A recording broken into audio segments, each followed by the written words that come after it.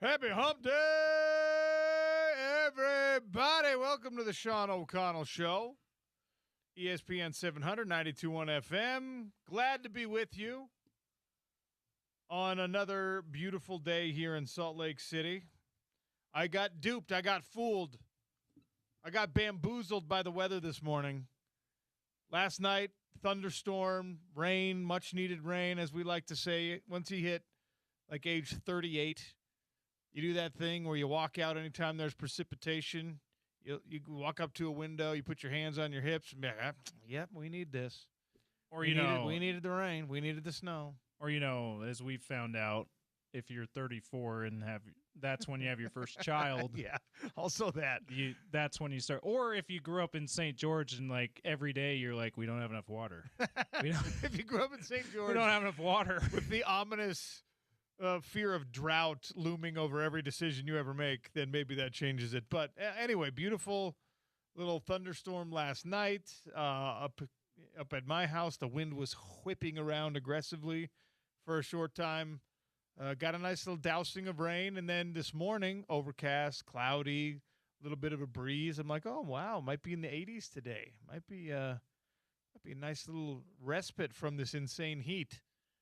And then I walked out of my house to drive down to the studio, and I was like, oh, wow, it's hot and humid now because of the rain last night. So in any case, it's still a wonderful day to be in the state of Utah. It's a beautiful day to be here on the home of the Utes, and we're being hurried along by the choices of journalists in our market to write pieces on specific players. I was going to hold off on my over-unders. I wanted to make it all the way until August to start my over-unders for this Utah football team. And we'll be interspersing them. I got a bunch of numbers I want to explore, talk about, whatever. But I wanted to wait. And now it feels like I've got to do at least the Wayshawn Parker one, because there's a good piece in KSL.com about Wayshawn Parker feeling like he came up just short of his 1,000-yard goal. And there's some suggestion there that he feels like he maybe let down Utah fans. I don't think any Utah fan feels let down by Wayshawn Parker's performance last year. He could have made his 1,000-yard goal with another 3 or 4 carries.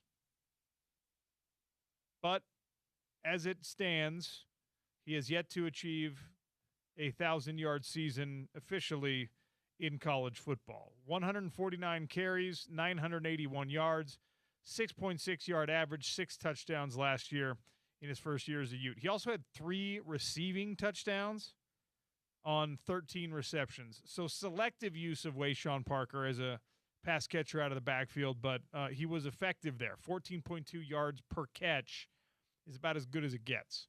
Yeah, he had that one.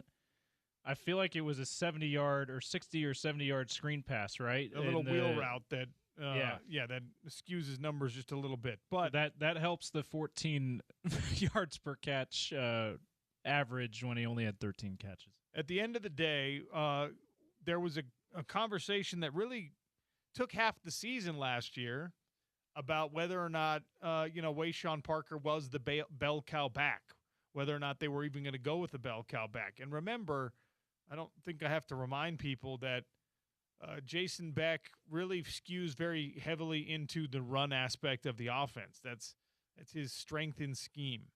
And obviously Jim Harding was hugely instrumental in that as well. And both of those guys, they really created a nice little duo, especially in the run scheme. They run the quarterbacks. It all helps. It doesn't necessarily help a running back's totals when your quarterbacks run also, but Wayshawn Parker was given the keys to the kingdom a little bit late in the season by a lot of people's estimation. And Kyle Whittingham especially always had kind of a prove it to me mentality when it came to any position, but when it came to his ball distribution, his touch distribution, you almost don't get to in your first year, like show up and just be, yep, I'm going to get the ball a bunch. You have to represent in a 4-game sample, a 5-game sample, a 6-game sample. You have to represent that you are reliable. And the number one thing is you can't fumble the ball. You got to hold on to the football. And if you have any inkling of ball security issues during the preseason, during camp, now it's going to take you definitely 6 games before they really hand it to you reliably and consistently after that. The other thing to consider, OC, is, that's been Kyle Whittingham's MO, but also Jason Beck, he didn't leave anything to mystery. His very first press conference, he said, I like to see what I have and then, design the offense, call plays around that, design an offense around that kind of thing. Paraphrasing, of course. So that also suggests that beginning of the season, he wasn't sure who his number one running back was going to be. He didn't know, and he probably didn't know until a couple weeks in that, hey, Wayshawn's that guy. We'll see if Kevin McGivern. You've said, a lot of other people have said he's a similar mindset as an offensive coordinator, as a play caller, other than he likes to rely on the pass probably a little bit more than Jason Beck does. But we'll see what his mentality is. Does he already know who his guys are going to be and lean on those guys right away, or is he going to let things play out like Jason Beck likes to do? Well, I think he also comes in with the luxury of being like, well, I know what I have in Wayshawn Parker, because you can cut the film on of Wayshawn Parker in a Utah football uniform and say, yeah, this guy at this level, at this school, has been excellent. And that changes all of the questions I'm about to ask, all right? You can do it on Twitter at Real OC Sports. You can weigh in on the text line. Actually, I think people are more active on the text line. I have demonetized my Twitter account. There's no, I don't have the check mark because I refuse to pay for it. I thought you were going to say you don't have the tip link. I should put it on there. That all of us put on there, even though no one. I have it up there as a joke, and no one's ever tipped me. I'm going to start putting a tip link on there, all right? But when I put up poll questions now, they get seen by 14 people because apparently I'm not correctly handling algorithm manipulation. But in any case, 877-353-0700. I have set some over-unders for Wayshawn Parker specifically. The season is right around the corner. There are certain things that you got to do before camp. This is not necessarily one of them, but there's an interesting piece on Wayshawn and his performance from last year, his thoughts about his performance from last year on KSL.com. So I thought it was a good time to talk about Wayshawn. We obviously had a good conversation with him down at Big 12 Media Days. That is available at ESPN700sports.com. You can find it in the on-demand section of the ESPN 700 app. Wayshawn, Lance Holtzclaw, all these guys were really, really interesting to talk to, okay? With Wayshawn, last year, 149 for 981 and 6 touchdowns. That's rush stats. We're going to leave his receiving stats out for now. 149 carries.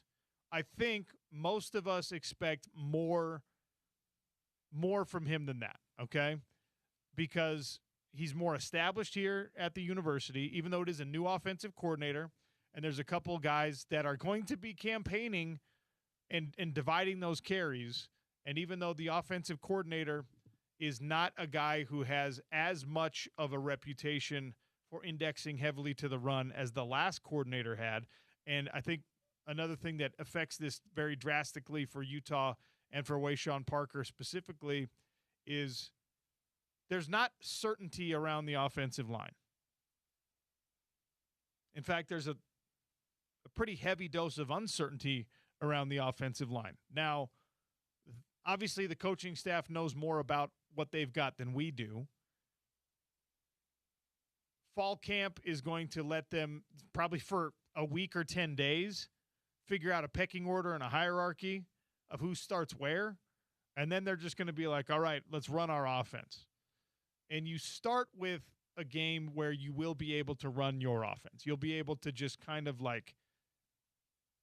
vanilla, basic principles, this is what our offense, this is the framework of our offense, and you're going to do your best to kind of put things in place and get a real competition sense of it. But as we always talk about, your best idea starts to take shape in week 2, and then in week 3 beyond, and then obviously beyond that. And you can't sleep on the week 3 opponent because that's going to be a Super Bowl for Utah State, and it's not necessarily for the University of Utah. So there's a lot of dynamics here when you talk about setting a number for carries for Wayshawn Parker.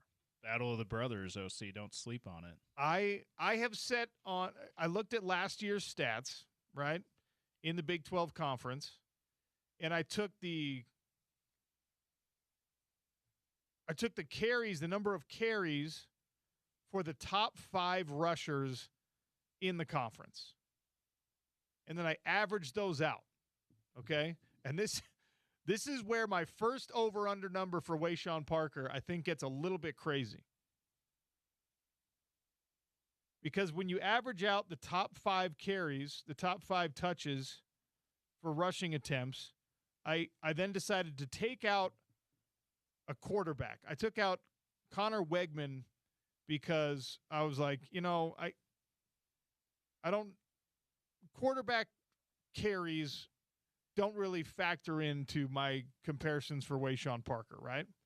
LJ Martin had 236 carries for BYU last year. That is a workload, man.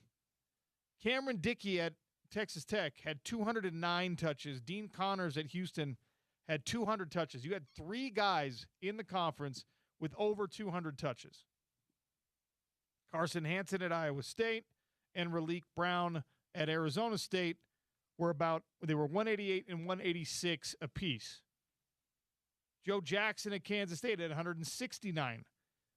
Texas Tech's second leading rusher had more carries than Wayshawn Parker did. Bryson Washington at Baylor had 5 more carries than Wayshawn Parker did. So I give you context here because when we're talking about the expectation of a bell cow back, right? Even if you're taking the average of the top 5 guys, that would be an increase of roughly 50 touches on the ground for Wayshawn Parker over the course of the season. The actual, it's 197 if you average out the top 5 running backs in terms of their touches in the run game only. It's 197 carries. Wayshawn had 149 last year. So I set my over-under on Wayshawn Parker carries at the University of Utah this season at 196.5. Does he hit the average of the top 5 guys last year? Yes or no? If you take the under, maybe not quite. That's still top 10 in the conference. If you take the over, you're saying, yeah, that's really a bell cow back. Now, to keep adding context to this, you look at the guys who had more carries than him.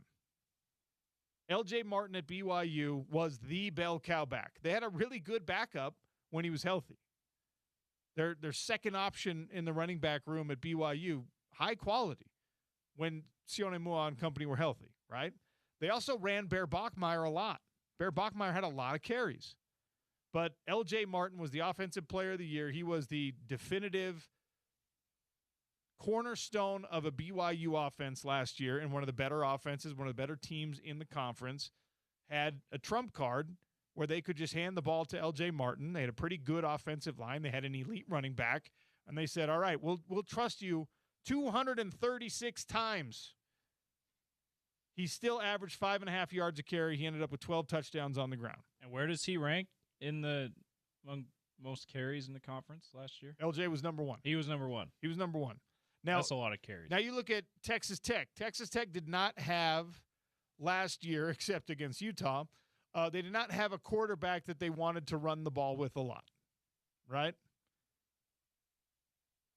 So they split their carries between 2 running backs that combined ended up with, on-air math is always a good idea, they ended up with 300 and 63 carries. And you said Dickey was over 200, right? Dickey was 209. Yeah, so about 150. And 155 for Jacoby Williams. Yeah. Okay. That both of those guys got more than Wayshawn.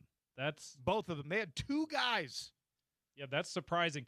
Dickey was quietly a really good offensive player for Texas Tech, though. I feel like he didn't get as much shine as he should have, and he had like a 200-something yard game even. He led the conference in rushing touchdowns. Yeah, he was a load last year for Texas Tech, so that doesn't surprise me. It does surprise me that you said Jacoby Williams was the number 2, that he got over 150 carries as well. Yeah, they really leaned on the run. They leaned on the run aggressively, and again, they had kind of like 2 guys. It wasn't give some carries to the quarterback. Let's have like an athletic tight end who does these end-around things where all other things being equal in an ideal world, Utah's offense is going to have some of that. Yeah. Right? So this is why I'm asking the question about Wayshawn Parker's carries, and I'm still setting it pretty high. He would be a top 5 carries, offensive touches in the run game specifically in last year's Big 12 and probably again in this year's Big 12 if he's pushing 200 carries. But you have not one but 2 quarterbacks who can run the ball. Yeah. And they're both going to play quite a bit. That's the indication we got. That's what I saw and you saw in the media viewing sessions we got to see in spring. I expect them both to play quite a bit. You have Daniel Bray, who is kind of the home run threat, Thunder and Lightning. He's the Lightning, I think, in that package, if I'm not mistaken. You'll probably catch it a lot more than Wayshawn, but he's going to run it quite a bit too. You've got the Chavez Soto kid who came in the transfer portal, who they saw some things during spring that they really liked out of him, right? Hunter Andrews is someone who's going to be involved in the run game.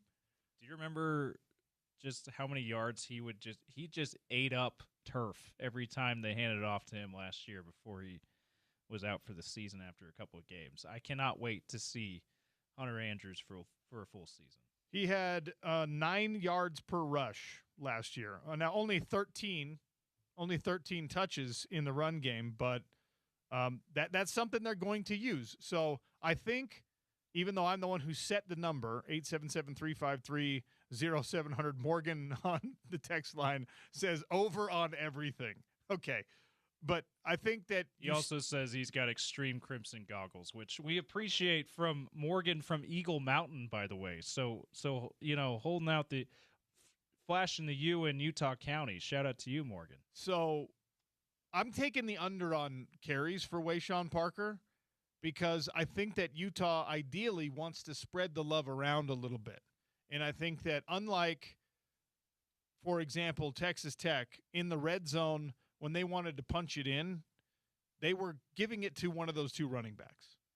Utah, when they're in the red zone and wanting to punch it in, let's say it's, first and goal from the 9-yard line, and it takes you 3 plays to get to the end zone, I think Wayshawn probably gets one. I think Bird probably gets one. I think Hunter Andrews probably gets one.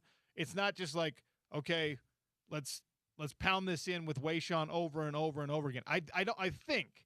Now, he's a hammer, and he's a guy who's going to be able to do that for you, so I don't want to put words in Kevin McGivern's mouth, but I think the versatility of running options for the University of Utah is going to mean that Wayshawn gets fewer than that top 5 average from last year, fewer than 196.5 carries, which would put him outside of the top 5 in the 2025 touches total.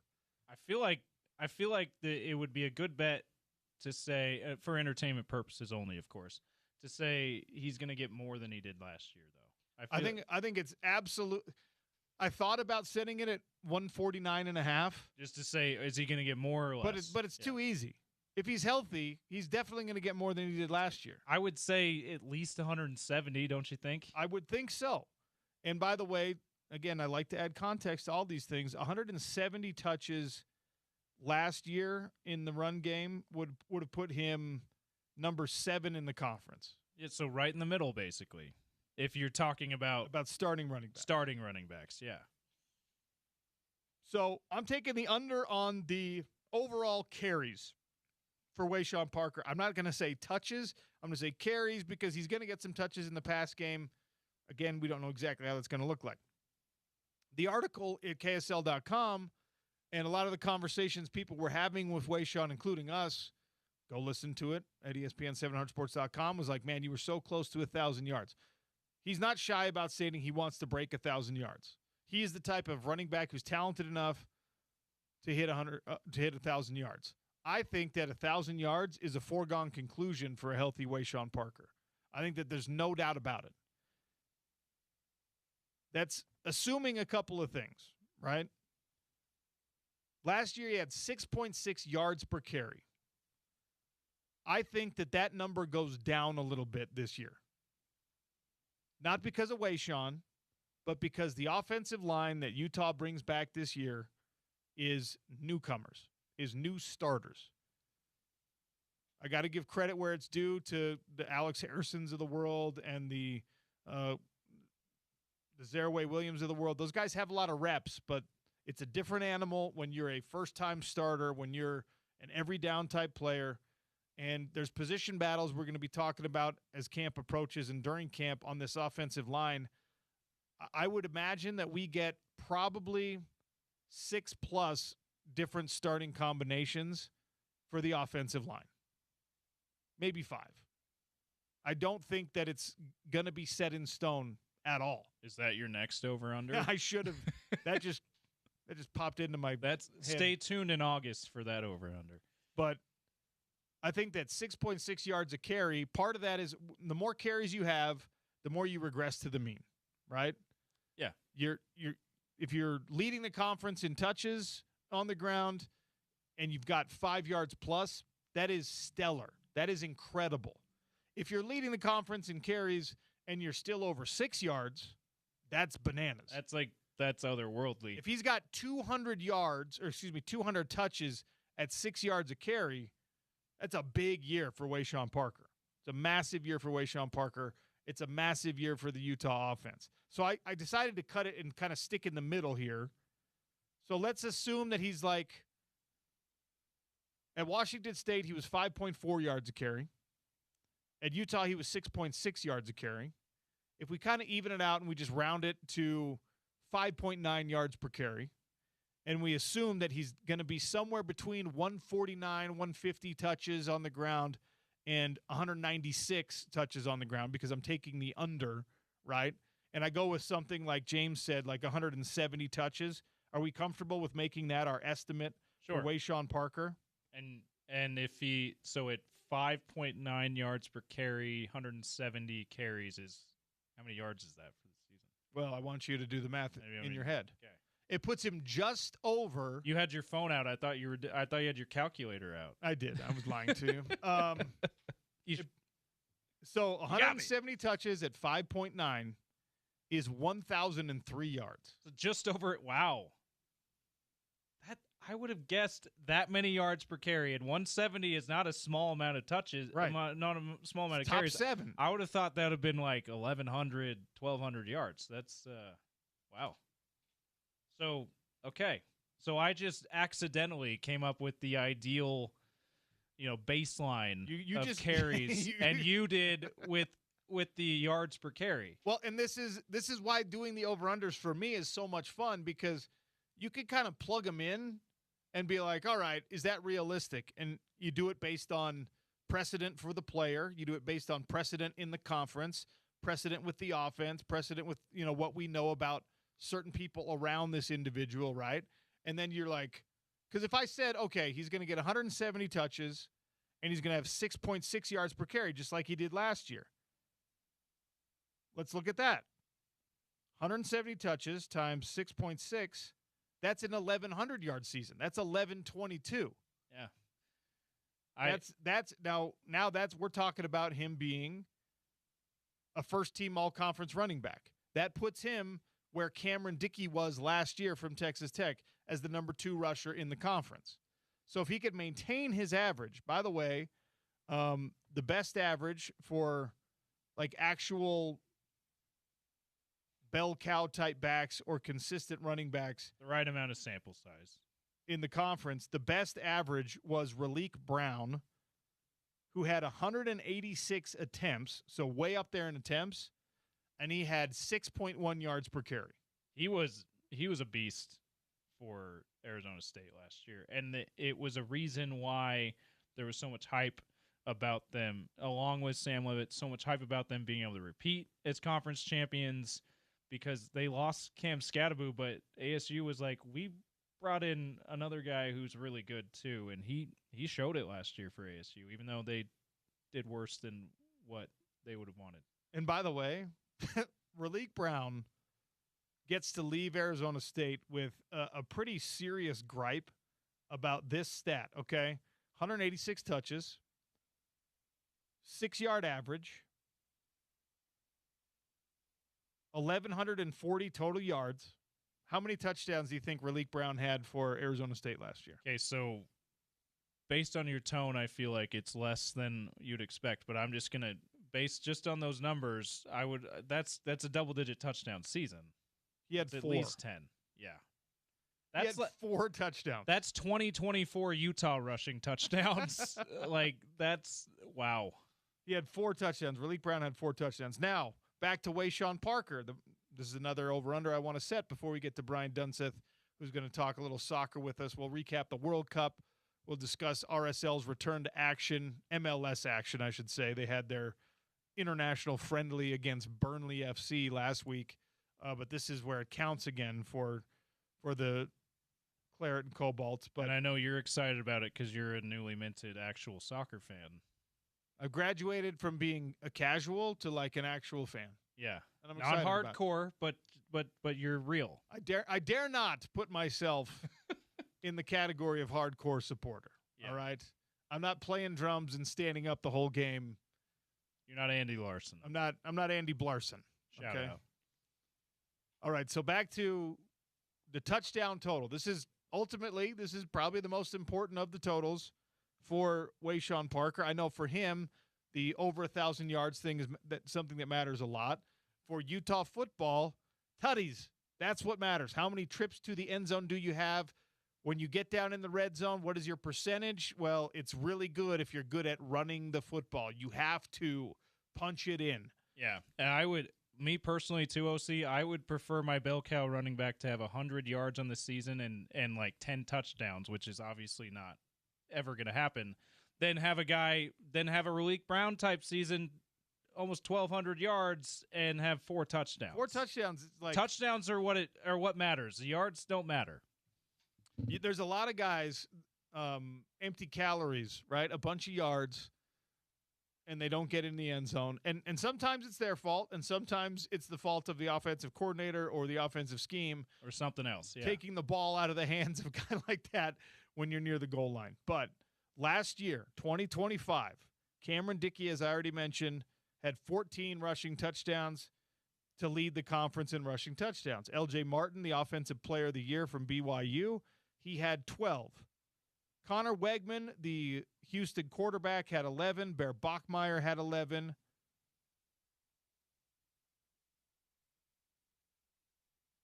Is this right?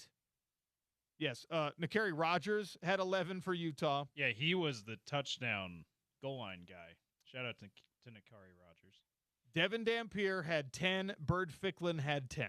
Yeah, that's a bananas stat with Bird Ficklin. So 31 rushing touchdowns for the University of Utah between those 3 players, between your running back in the red zone, basically, and 2 quarterbacks. How many did you already say how many Wayshawn had? Wayshawn had 6. 6 rushing. Wayshawn had 6 rushing touchdowns. He also had 3 receiving touchdowns. If you go back to his Washington State days, he had a handful of rushing touchdowns there as well. Yeah. He had 4 rushing touchdowns there. So career-wise, he has scored 10 rushing touchdowns. 9.5 is the number. Does he get double-digit rushing touchdowns or not? That is my whole question for Wayshawn Parker. The 1,000-yard game, the number of touches he actually gets in the run game, that's more of a team question than a Wayshawn question, in my opinion. And then, does he get in the end zone 10 times? Does he join Devin Dampier? Does he join Bird Ficklin? Does he join Nakari Rogers? are these the types of numbers that we could expect from Wayshawn Parker? You're not a bell cow back if you don't have 10 touchdowns. Like Raleek Brown was. Hot take. Raleek Brown was their bell cow down there at Arizona State. He didn't have 10 touchdowns. Yeah. That was an injustice done to Raleek Brown. That is something that's an asterisk that takes away from what he accomplished as an individual. Big guy, by the way. Like, he's bigger than Wayshawn Parker, if I'm not mistaken. Like, that, you would think that he would have been their red zone, let's punch it in guy, too. Yeah, Raleek Brown, he's a big boy. He's at Texas now. Oh, okay. Didn't realize he still had eligibility. He's 200 pounds, so not that much bigger. But, like, was he tall or something? No, then? he's similar build. He's actually. That's not bad. I must have been picturing someone else when I was thinking about him. Yeah, Raleek Brown. Wow, at Texas he's listed at 193, so maybe they've trimmed him up a little bit.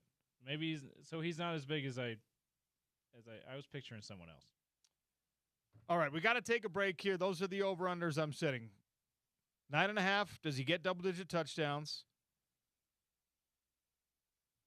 Does he get over 1,000 yards?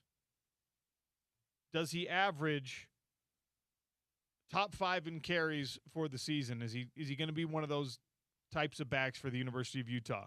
Wayshawn Parker, good article at KSL.com, talking about how he feels like he let people down. Wayshawn, you didn't, but I think he is a much bigger part of the offense this year for the University of Utah. All right, let's get to Dunny next. Brian Dunseth joins us on the other side, talk a little RSL, recap a little World Cup. It's the Sean O'Connell Show on ESPN 700 and 92.1 FM.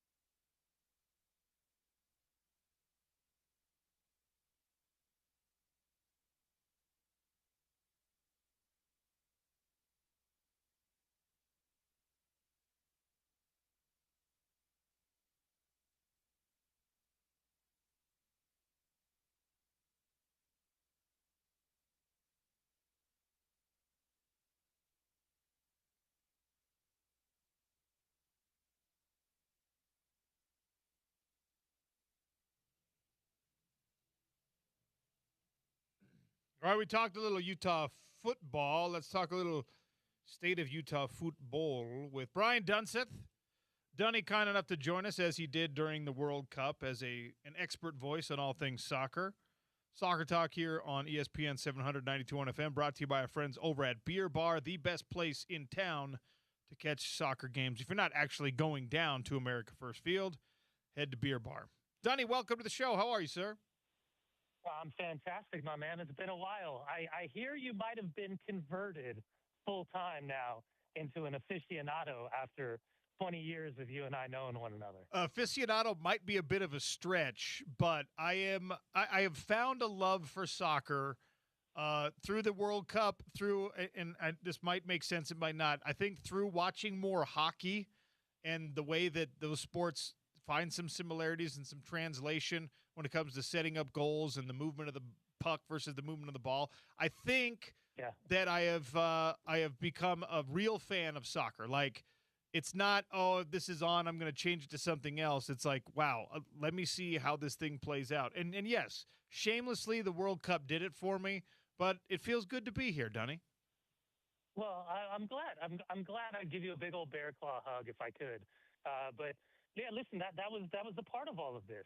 The moment that, for us, I always equated soccer players in that kind of category of like punk music and skateboarding, where they kind of always had their lanes and they were going to run independent upon any of the conversations that surrounded the quote unquote major sports in the United States.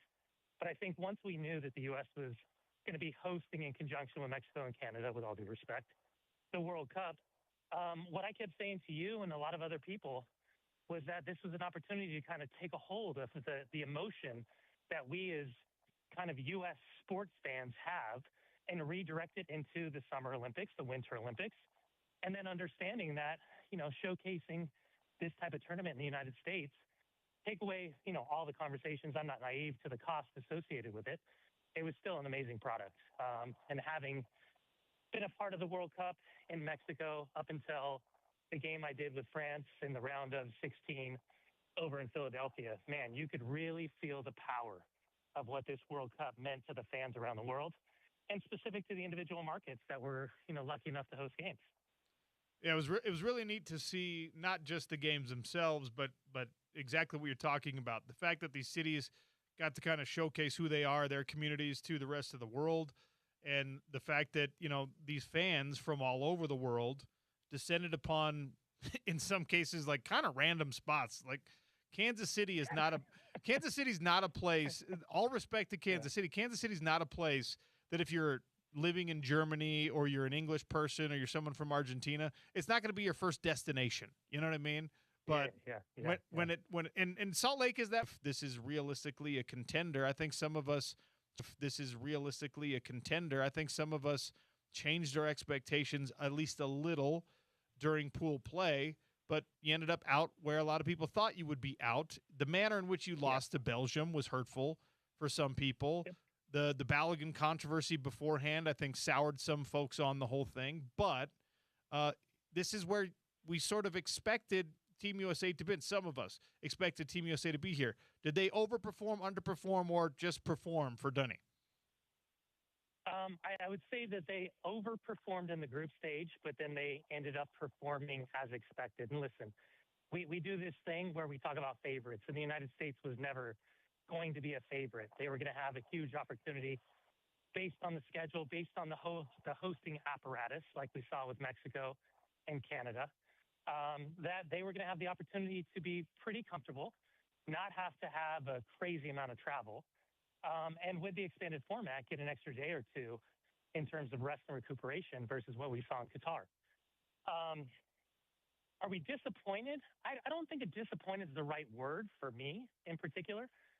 I think what we realize is that this idea of development, this idea of making the game more accessible, this idea of continuing the education component from the youth level, from the coaches, all the way up to the highest level, a domestic manager, American manager, if you will, North American manager, if you will, that all these things are important. But in the midst of all of this, and having been around Mauricio Pochettino and the U.S. men's national team for the past 3.5 years. I'll be back with them in September and October over on Turner.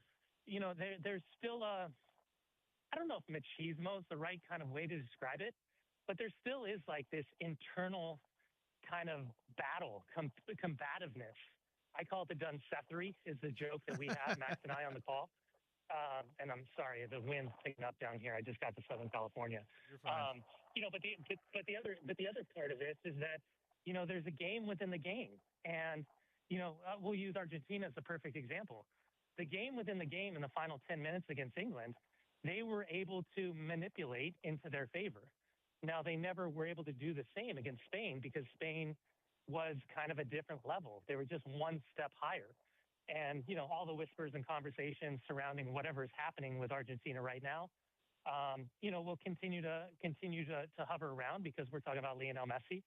We're talking about Argentina and the potential to win back-to-back Copa Americas and back-to-back World Cup trophies. But the differentiator sometimes is, the way you approach a game, and it's different. And I'm not saying one's better than the other. They're just different. So back to the U.S., listen, I think there's a lot to continue to build upon. I think the disappointment always egotistically hovers around, hold on a second, why is the United States not a major player? Why are they not a quote-unquote dominant force in world football? And the reality is that we still have steps to go. And having been a guy that joined the league in 1997 and been a guy that has watched, 4 or 5 different groups of people pontificate the right way for the U.S. to continue to build, that one day they're going to win the World Cup. I mean, there's a lot of nations with a lot of infrastructure that fall really, really short of lifting that World Cup trophy and have much more experience than the U.S. So while we're still in our infancy, I think it's naive not to suggest that there's still plenty of room for growth both on and off the field. I have appreciated the way that our collective disappointment has made people look at the system that builds toward a U.S. men's national team and question whether or not we're doing it right. I think that conversation spills to all little league sports, all club sports right now, and I think that the World Cup was a great way to start that conversation because beyond just being able to compete with England, there's a lot of issues. You're more aware of this than I am, I'm sure. Your kids are in that age. You've got boys that, if I'm not mistaken, are in this world, right? My man, I spent $27,000 on youth soccer alone last year. That's not a real number. Hold on. Yeah. That cannot be a real number. Yeah, when you talk about all 3 boys, you talk about club soccer, you talk about travel, you talk about from gas to food to hotel to rental cars to Ubers to all that stuff. Yeah, it's and my kids are going to be 17 in 2 weeks, 14 and 8. Wow. So yeah, it is unfortunately a real number. So when people, and listen, I've got friends that have, kids in cheer. I have friends that have, volleyball, guys that, friends that are in baseball, friends that, all of this. It's not a conversation, to your point, unique to just soccer. Right. And the reality is, let's just dumb it down. Who's paying for it? Who's paying for the coaches? Who's paying for the referees? Who's paying for the field time? I mean, my kids my boys go to Skyline and they can't even get on a soccer field anymore without the idea of having to jump a fence because, everything's been closed off. Everything has been made more difficult. That's not a Skyline problem. That's more of a general U.S. problem. Yeah. But the access, the ability, all of these things, there's major challenges. And to suggest that it can all be solved, with one simple conversation, I think is incredibly naive. Now, does there need to be help and a collective understanding and approach of, how can we start this and how can we create at younger ages and hope that maybe 2 or 3 cycles down the line, we're looking at the next group of Weston McKennies and Christian Pulisic's and Tyler Adams and, Chris Richards. That's the idea. But I'm also young enough to remember that when we failed to qualify for 2018, everybody said, burn U.S. soccer to the ground. They did so probably 2 to 3 times, if we're being honest. And still, there's a great cycle of players coming through, and RSL's, lucky enough to be able to watch Xavier Agosto and Diego Luna real time and talk about, young kids that are thriving, quote unquote, in an American system with hopes and ideas and dreams of maybe one day playing on Tuesday and Wednesday nights in the Champions League over in Europe. Well, you just mentioned our RSL guys, so I'll use that as an opportunity to transition to a return to MLS play tonight for RSL in Los Angeles against LAFC. Headed into the international break, third in the Western Conference standings. They showed good form the other night at America First Field against Burnley in a friendly. What do you expect from this second half? What do you expect from this team after the break? Yeah, my hope is, and again, they did get a couple of scrimmages in, and Burnley probably being the most high profile both on and off the field. My hope is that, and talking to Pablo and talking to the coaching staff, that they were able to dissect, digest, and prepare for everything that they thought wasn't 100% perfect, and start thinking about defensive shape and movement and reliance upon Rafa Cabral and all of these things that come into play, and then dial in the details. Because a lot of times, as you know, in any sport, insert name here, the devil is in the details. So I think for the group, first and foremost, you got to pick up right where you left off. And that means a result down at BMO Stadium tonight against LAFC. LAFC coming off a 3-0 win in El Tráfico the other day in the return to play. The MLS will take it from here, commercialism, and absolutely smash the Galaxy. And did so where the Galaxy seemed comfortable and in control with a lot of possession. But for Real Salt Lake, listen, I think you've got to start with a monster mentality. And then I think it's about the details, both on and off the ball. And the evolution of this team, what I would love to see is them being more comfortable with leads. And by that, I mean, when they do get the lead, not feeling as though they have to be patience, not the right word, that they have to feel comfortable in, okay, that's probably a little too risky. Let's go back. Let's play out the opposite side. That's the evolution of this group. I want to see swagger. I want to see confidence. I want to see this group say, hold on a second. Nobody respects us. We love being the underdog. We love kind of living in the moment of Jason Christ and Garth Lagerwey in 2009 MLS Cup champions, runs to a U.S. Open Cup final, runs to a CONCACAF Champions League final, all of that. That's what I want to see, the continuation. And by the way, to your point, 3 consecutive results heading into the break, I think kind of made everyone feel good. But now I still think there's work to be done on the roster. And first and foremost, the work to be done tonight before heading up to Portland at the weekend. How much do you think being left off the U.S. men's national team affects Diego Luna especially? Yeah, I don't know. I've tried, and I'm not trying to be flippant and not trying to answer your question. Listen, I think Diego's got a monster mentality. He has bet on himself when nobody else has believed in him. I've got a soft spot for Diego. I think the world of him. I've been lucky enough to spend a couple moments and have some conversations with him that just really, reaffirms my opinion of what I had before to where he is now. Listen, I think we all got to be incredibly disappointed, right? Because there's so many moments where I was looking at that game and thinking, God, having a guy like Diego pop on for the final 20 minutes would have been an incredible burst of energy. I was never given any clarified reason for why he did not make the team, especially because he was so utilized in the build-up to the World Cup. But now, from the conversations I've had around the team, to be able to hear where he's at, seems like he's incredibly focused. He's dialed in. And much like what happened when he missed out on the Olympics, he's going to use his motivation. But, let's be honest. It really does suck that he missed out on this opportunity to represent the U.S. inside the U.S. Yeah, it does suck. And I look forward to the next, 4 years from now when he's playing on the Iberian Peninsula, and I think will be a key part of that U.S. men's national team, because it feels like an eventuality that he ends up breaking through in the next cycle. Is that a fair opinion? Yeah, I would hope so. U.S. soccer has a huge decision on their hands. Former LAFC head coach Steve Cherundolo, who walked away from the club, he was just named the Olympic team head coach. So that's step one. Step two is you got to figure out this dynamic with Mauricio Pochettino. And I thought that he would immediately leave and take whatever high-profile job was out there. And it seems like maybe the goalposts moved just a little bit, but in any way, I could see a guy like maybe BJ Callahan at Nashville SC as an American head coach that I think that would do really, really well with the national team. Well, we'll wait to see how the big picture stuff plays out tonight. We just hope for an RSL result against LAFC. Dunny, appreciate your time and your expertise, my friend. Thank you. As always, brother. Good chatting with you. That's Brian Dunseth, one of the best in the business. We're lucky to have him here in Salt Lake City.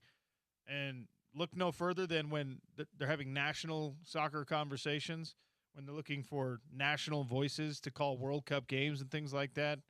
Our guy, who lives right up there in Olympus Cove, who's got kids in those skyline boundaries, like, he is on that stuff. We're very, very lucky to have Dunny as one of the voices of soccer here in our market. I heard him on ESPN radio giving World Cup insight during World Cup play, which was a first for me. They typically stay with their own. ESPN typically says we got guys for everything. I mean, they got a lot less guys now with all these layoffs. But it was cool to hear Dunny, even as doing what he does on our show, on the national shows as well. So yeah, shout out to him. All right. Was it foreshadowing or was it an honest mistake?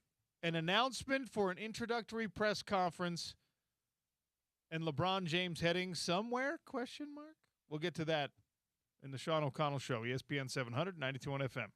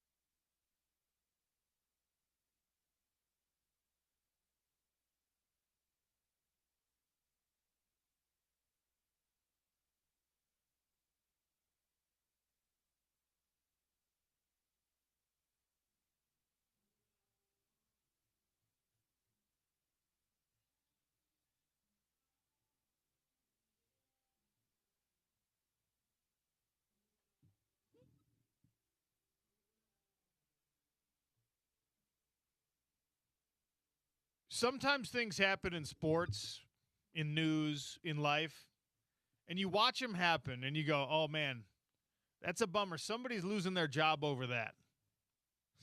Somebody's getting fired over that, right? Like we've seen this. You go to a concert and the pyrotechnic display fires off at the wrong time. There's some sort of malfunction with the platform that elevates the artist onto the stage or lowers them out of the rafters or whatever it is. And you're like, man, somebody's getting fired over that. That sucks. And ultimately, in most of these situations, you just move on. Things continue, right? Somebody's getting fired over this one. The Miami Heat, you heard about this in James's update. The Miami Heat posted a link to a scheduled live stream for July 27th, so 5 days from now, on its YouTube channel, and the title was LeBron James Introductory Press Conference. They're just predicting the future, OC. That's what's going on. Now, a Miami Heat spokesperson said that was just an error because, of course, it's all hands on deck. We were preparing. We're getting ready for the potential outcome where we have to schedule this press conference. And we're like, making sure that the moving parts are going to work, that they're there.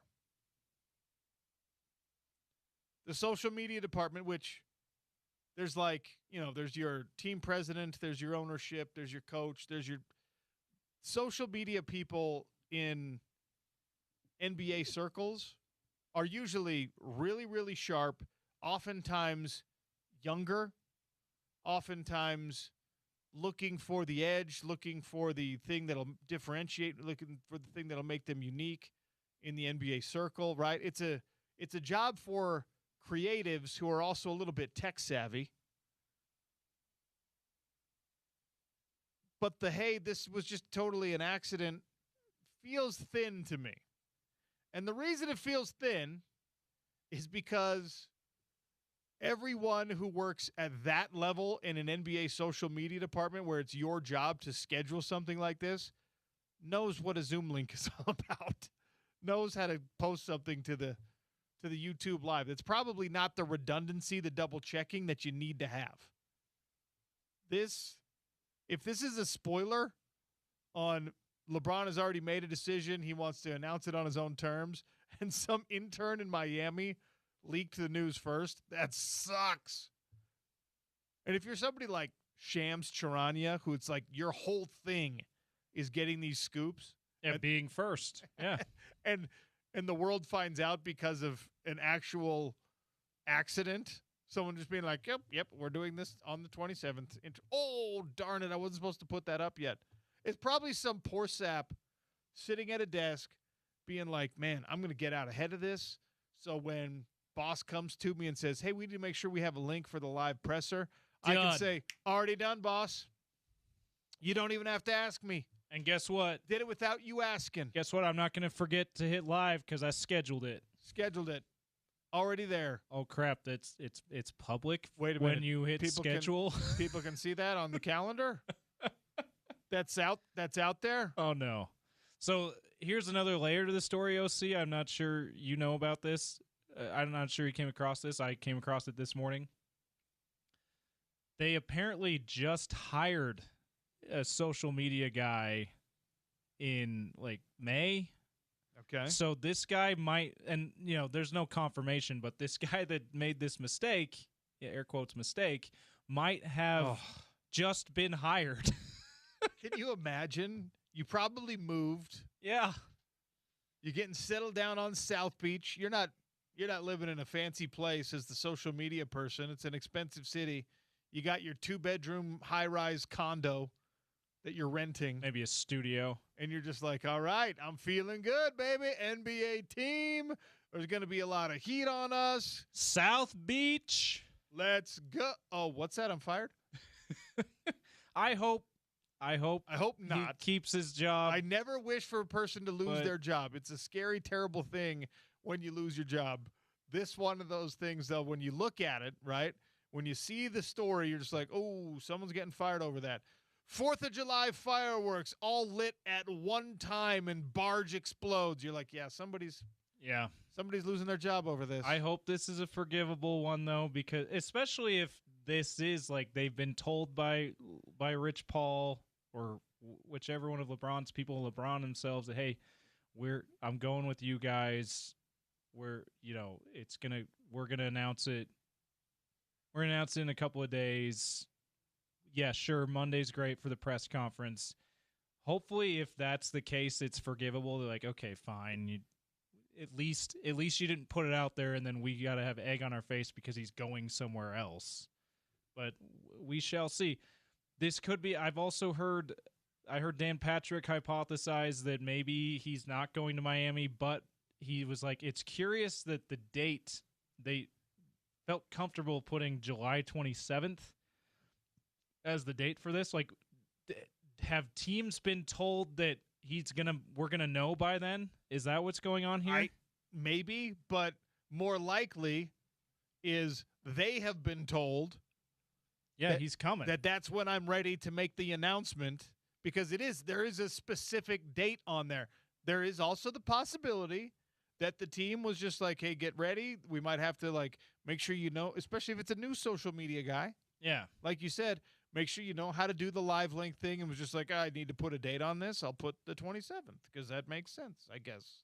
Even though that's a Monday. Isn't that a Monday? Yeah, that's next Monday. Something to keep in mind, though, OC, is the Shams, and Chris Haynes is one of the NBA insiders who's been breaking free agent news and trade news.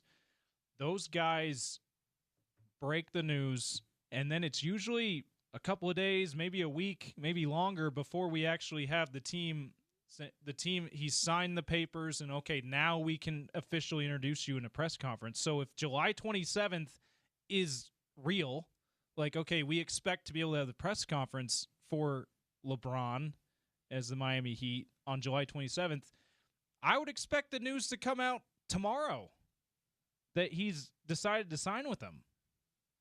Because you need time for him to actually sign the dotted line. You need time to, get him to Miami, schedule everything. There's logistics to having an introductory press conference that I'm not completely aware of, but I assume that takes a little bit of time. Well, getting there is not hard because it's just private plane. Right. Can take off and land whenever the bleep they wanted to. Like, but you're right. There are maybe there's personnel are on vacation that they're like, you need to be here for the press conference. They got to get in too, so you got to give a couple of days of buffer at least for this to happen. There are certainly some layers to the onion here. I hope that, first of all, I hope he doesn't end up in Miami. To me, that's the least interesting of the possible destinations for him. I know LeBron is not making this decision based on my preferences here, but him going back to Miami does not interest me. 877-353-0700. Do you care? Are you like, I kind of want to see LeBron end up in Cleveland with Donovan Mitchell, closing it out at the place where it all started for him. I've settled on that being the most desirable outcome here, since he's not going to try and elevate the Utah Jazz to championship caliber. Like, all right, fine. Go to Cleveland then. Miami, it's like, we've seen that before. I also don't like the idea. So Giannis, one of the things that I really liked about Giannis when he was in Milwaukee is Giannis stayed out of the billionaire boys club like, hey, team up with me, team up with me, team up with me. He's a competitor who wanted to beat the guys that were all squatting up like, let's get an all-star team put together. Now, he had some good support, but it was very clearly he was this alpha player, and everyone else was supporting cast. It didn't seem Shots fired at Chris Middleton. Yeah. Jeez. Yeah. I mean, Drew Holiday calling in angry now. They can, and because neither of them can even make a remote case. Brooke Lopez, Splash Mountain, ever heard of him? That they were on the same level as Giannis was. It's true. So, like, I like that about Giannis, right? I think there's even responses of him being asked about it where he was just like, yeah, I don't need that. I want to beat everybody. And you don't like LeBronis? You don't like that? I don't like possibility? that because it suggests that they're dating. I don't like that. LeBron. Also, if he ends up in Miami, which I told you, I've always been an admirer of Miami, so I would be happy with it. Would be my personal preferred destination for him. But that aside, if he ends up in Miami, like Dwayne Wade, why are you helping the team you played for? Do you have an ownership stake in the Heat? No, you have an ownership stake in the Utah Jazz. Come on, man.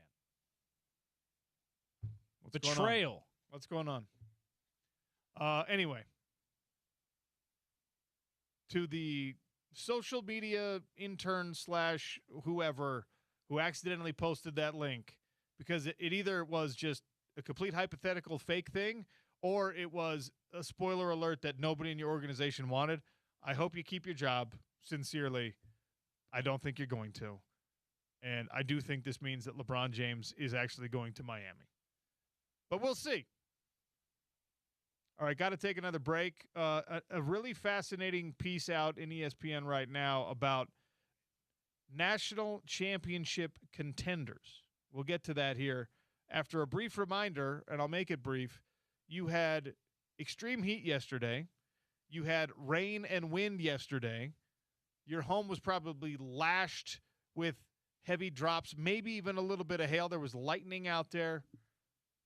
It was one of those days where you're like, man, today's the right day to have new, excellent, tightly sealed windows. Advanced Window Products, 801-850-9100, $2,500 off 10 windows or more. And I've done this, people, right? I've told you they're going to be more energy efficient. I told you it's going to beautify your home. I told you many, many times it's going to increase the resale value of your home. I've told you how many times that it is a lifetime warranty on these windows. I think you're probably sick of hearing it from me, so don't hear it from me anymore. 801-850-9100. Let Advanced Window Products tell you about their product. Let them come out and walk you through the process of manufacturing, of how they handle the warranties, of adding window coverings if you need those. Let them do the work. Get on the schedule now and take advantage of the discount. $2,500 off when you buy 10 windows or more. Tell them OC sent you. Go to advancedwindows.com. Hour 2 begins next on the Sean O'Connell Show, ESPN 700 and 92.1 FM.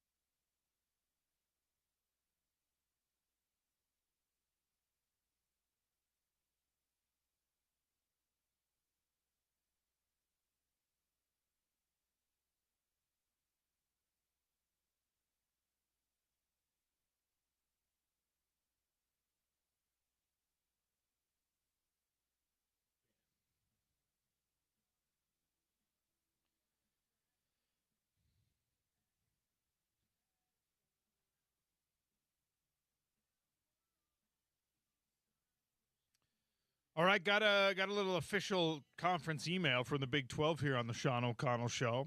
The Big 12 Conference has their 2025-2026 Athlete of the Year awards, and each institution puts a female nominee out and a male nominee out for their Athlete of the Year.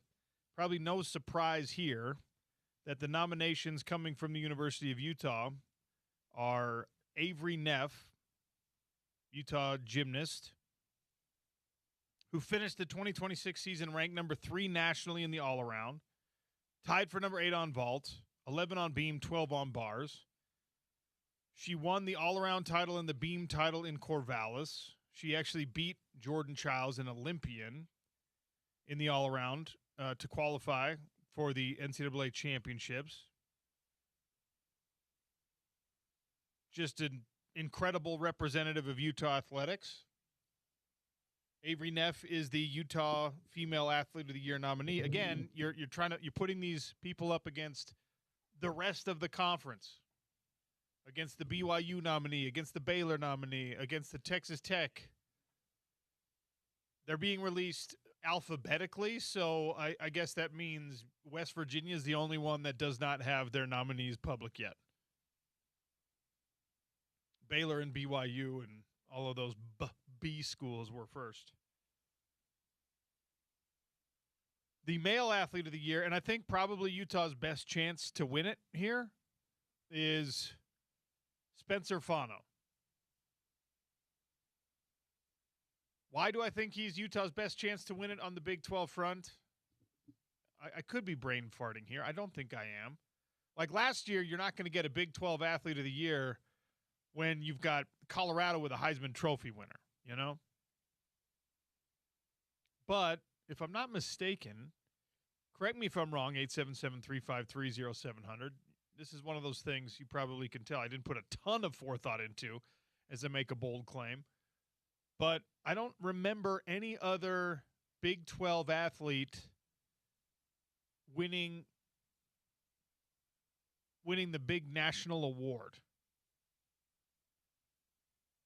Did AJ DeBonsa win Player of the Year in college basketball? He did not. He didn't win Big 12 Player of the Year either. He was, I believe, Freshman of the Year maybe. Okay. Nationally, he was certainly in the Big 12. I think, and again, please let me know, 877-353-0700. But the Outland Trophy is a very prestigious honor. It's not quite a Heisman Trophy, right?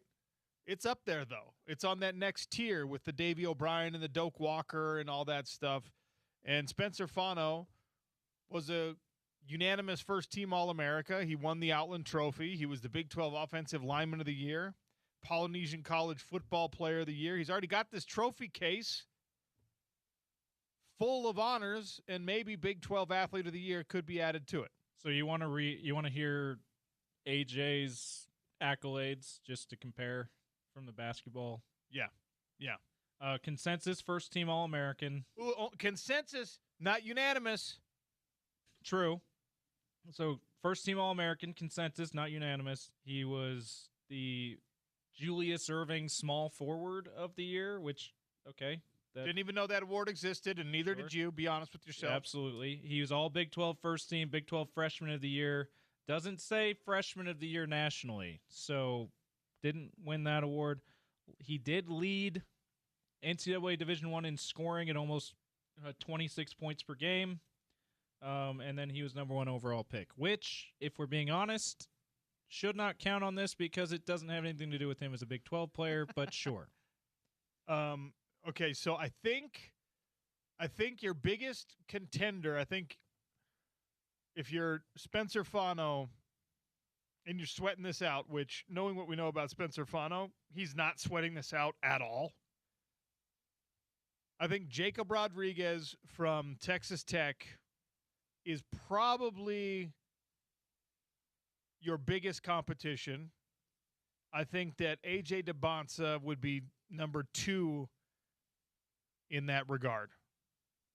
So if Fano is we put it in fight terms, right? He's got the belt, he's the heavyweight champion. Then Jacob Rodriguez is the number 1 contender Honestly, AJ DeMonts is number 2 contender is what you're saying? Honestly, Jacob Rodriguez might have the belt, and Spencer Fano might be the number 1 contender here because I think Defensive Player of the Year in all of college football, someone who played and anchored one of the best defenses in all of college football, and, of course, had all the feel-goods, the PR, the great story of the wife, the military helicopter pilot, and all that kind of thing. I think that Jacob Rodriguez is probably he's probably the favorite. He's probably the favorite. So, yeah, just to your point, Big 12 Defensive Player of the Year, also a unanimous All-American. He won the Lombardi Award, the Bednarik Award, the Butkus Award, and the Bronco Nagurski Trophy. Yeah, he won like every trophy that a linebacker can win. He won, yeah. You basically cannot win a Heisman Trophy as a linebacker. Everything else that he can win, he took home. Well, and he wasn't a Heisman finalist, but he got a lot of Heisman votes too. Like, yeah, you're right. As prestigious as the Outland Trophy is, that's just one of the national trophies, right? Jacob Rodriguez also won the most prestigious defensive award out there for college football, the Chuck Bednarik Award, and then 3 other trophies that go to the linebackers, national awards, and they're not obscure like the Julius Erving Small Forward of the Year when it comes to basketball, right? These are ones we've heard of. Nobody even knew about that. This might be a hot take. This might be unpopular in the state of Utah, right? I don't have a lot of love for Texas Tech. I don't like their new money kind of like throw it around and flex on everyone sort of thing that they've got going on right now. However, Jacob Rodriguez, I think, was one of the good things about Texas Tech. He was a transfer, but he was a transfer kind of pre-Cody Campbell throwing money at everything. He wasn't a guy that was bought for Texas Tech. And he just was an excellent player, and he had a great story. And he was one of those guys that even though you hate the team he plays for, you like the way that he plays football. So, again, that's probably not something anyone wants to hear. We all want to see Spencer Fano win the Big 12 Athlete of the Year. That would be really great. I think that no one would say that he has no chance. No one would say it's a robbery if Jacob Rodriguez doesn't get it or if Spencer Fano doesn't get it. I think they're the 2 lead candidates based on what we know about. And by the way, for the Big 12, all respect to the non-football athletes and the non-basketball athletes that are their school's nominees, but it just behooves the Big 12 to put a football player in that position. I think that Jane Hedengren from BYU, who is the long-distance runner at BYU, national champion, right? Got to be. She owns a couple of world records.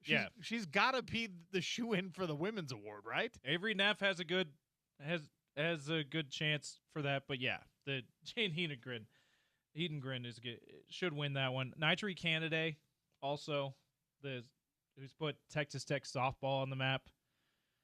The great pitcher for them. Those are probably the top 3 for the women's side, I would think. Hey, all respect to you, Ms. Kennedy. Did you ever pitch 51 innings in a 56-inning doubleheader? Yeah, if you did, then I don't think you're very good. If you never did that, excuse me, if you didn't, I don't think you're very good. If you never did that, we're not impressed. Okay, sorry. Shout out to the Creighton pitcher in 1991. Yes, whoever that Creighton pitcher was. Sorry that we don't know your name because we're bad at our job. Especially because Amy said her name in the interview yesterday. Utes softball coach Amy Hogue, who joined us yesterday to reminisce about that 56-inning doubleheader. She said her name, and it just left both of our brains. So, okay, sorry about that. If you're Spencer Fano, and you've got one spot on the mantle, okay, because the Fano family's big. All right, the Fano family, they got a lot of kids. They've got a lot of people that need equal recognition. Mom and dad are not going to elevate you above your siblings just because you happen to win a couple of these awards. But let's say they've got the mantle above the fireplace, and each kid's greatest accomplishment is going up there on that mantle. If you're Spencer Fano and they're just like, hey, man, you get to put one on the mantle, you decide which one goes up there. Are you doing the Outland Trophy? your unanimous first-team All-America plaque? Are you doing your Big 12 Offensive Lineman of the Year, your Polynesian College Football Player of the Year award? Which one are you putting up there? It's got to be the Outland Trophy, right? If you're Jacob Rodriguez, same question. You've got all of these awards this year, like a ridiculous laundry list of things that you won. Nagurski Trophy, the Butkus Award, the Lombardi Award, the Bednarik Award, unanimous All-America, Big 12 Defensive Player of the Year. You only get one spot on the mantle because the rest of that mantle is taken up by your wife's military medals. All right? What are you putting up there? I mean, probably the Bednarik, right? Defensive Player of the Year for all of college football. I mean, potentially. A Butkus is also a prestigious award because people know the name Dick Butkus. That name has endured. But probably the Bednarik Award. Well, the Nagurski Award is the same thing. Oh, is that also Defensive Player of the Year, Best Defender in yes, college basically. football? All right. He also won the Lombardi Award. I think that one might be the newer of the group of Hold on, awards, right? Let's see. The Lombardi Award, first award in 1970. Okay. Never mind, not that new. Okay, this is so annoying. All right? This is wildly frustrating, okay? I'm looking at the Lombardi Awards qualifications right now. It's the best college football lineman of the year. No, it isn't. Be a down lineman end-to-end, either on offense or defense, setting up no further than 10 yards to the left or right of the ball at the time of the snap. Or you could be a linebacker on defense, setting up no further than 5 yards deep from the line of scrimmage. You must not come from the offensive backfield. You must not be a blocker or a receiver. So it's literally only for linemen, and then they added linebackers. Okay, fine. Linebackers can win it. Why did they do linebackers? That makes no sense. It's very dumb. It's very dumb. That should have been Spencer Fano's award too. That's frustrating. Anyway. Now we're mad about an award we didn't even know we should be mad about, OC. The Butkus Award is given to the best linebacker, and there's a high school, college, and professional Butkus Award every single year, which I love. It's really wonderful. Who was do you have it pulled up? Who was the high school and pro guy? Okay, the pro one was Jack Campbell this year of the Detroit Lions. All right, shout out. And the high school winner of the Butkus Award was Tyler Atkinson of Grayson High School in Loganville, Georgia. Ah, cool. I love that you get a high school national award. That's the coolest part of that Butkus Award. That is pretty cool. Is that you get to say, I'm the best linebacker in the whole nation in high school. And you didn't even, like, when you're at the high school level, you don't know how you compare to the rest of the country necessarily. So that's cool that there's a way to say, yeah, I'm better than everyone else. Yeah, now they have those, Under Armour All-America games. They have what's the other big, the Army-Navy, or the Army All-American game. It's true. Like, there are ways to measure now that you didn't have back in the day, but it still just feels like it's still a lot harder to know where you stand. And so it's cool that the Butkus Award has done that for so long. High school winners of the Butkus Award, they just started giving this one to high school players in 2008. Manti Te'o was the first winner. Jalen Smith won it. Raekwon McMillan won it. Malik Jefferson won it. Nakobe Dean won it. Justin Flo won it. I don't know Drake Bowen, Sammy Brown, Christian Jones, or Tyler Atkinson. Those are the last four that have won.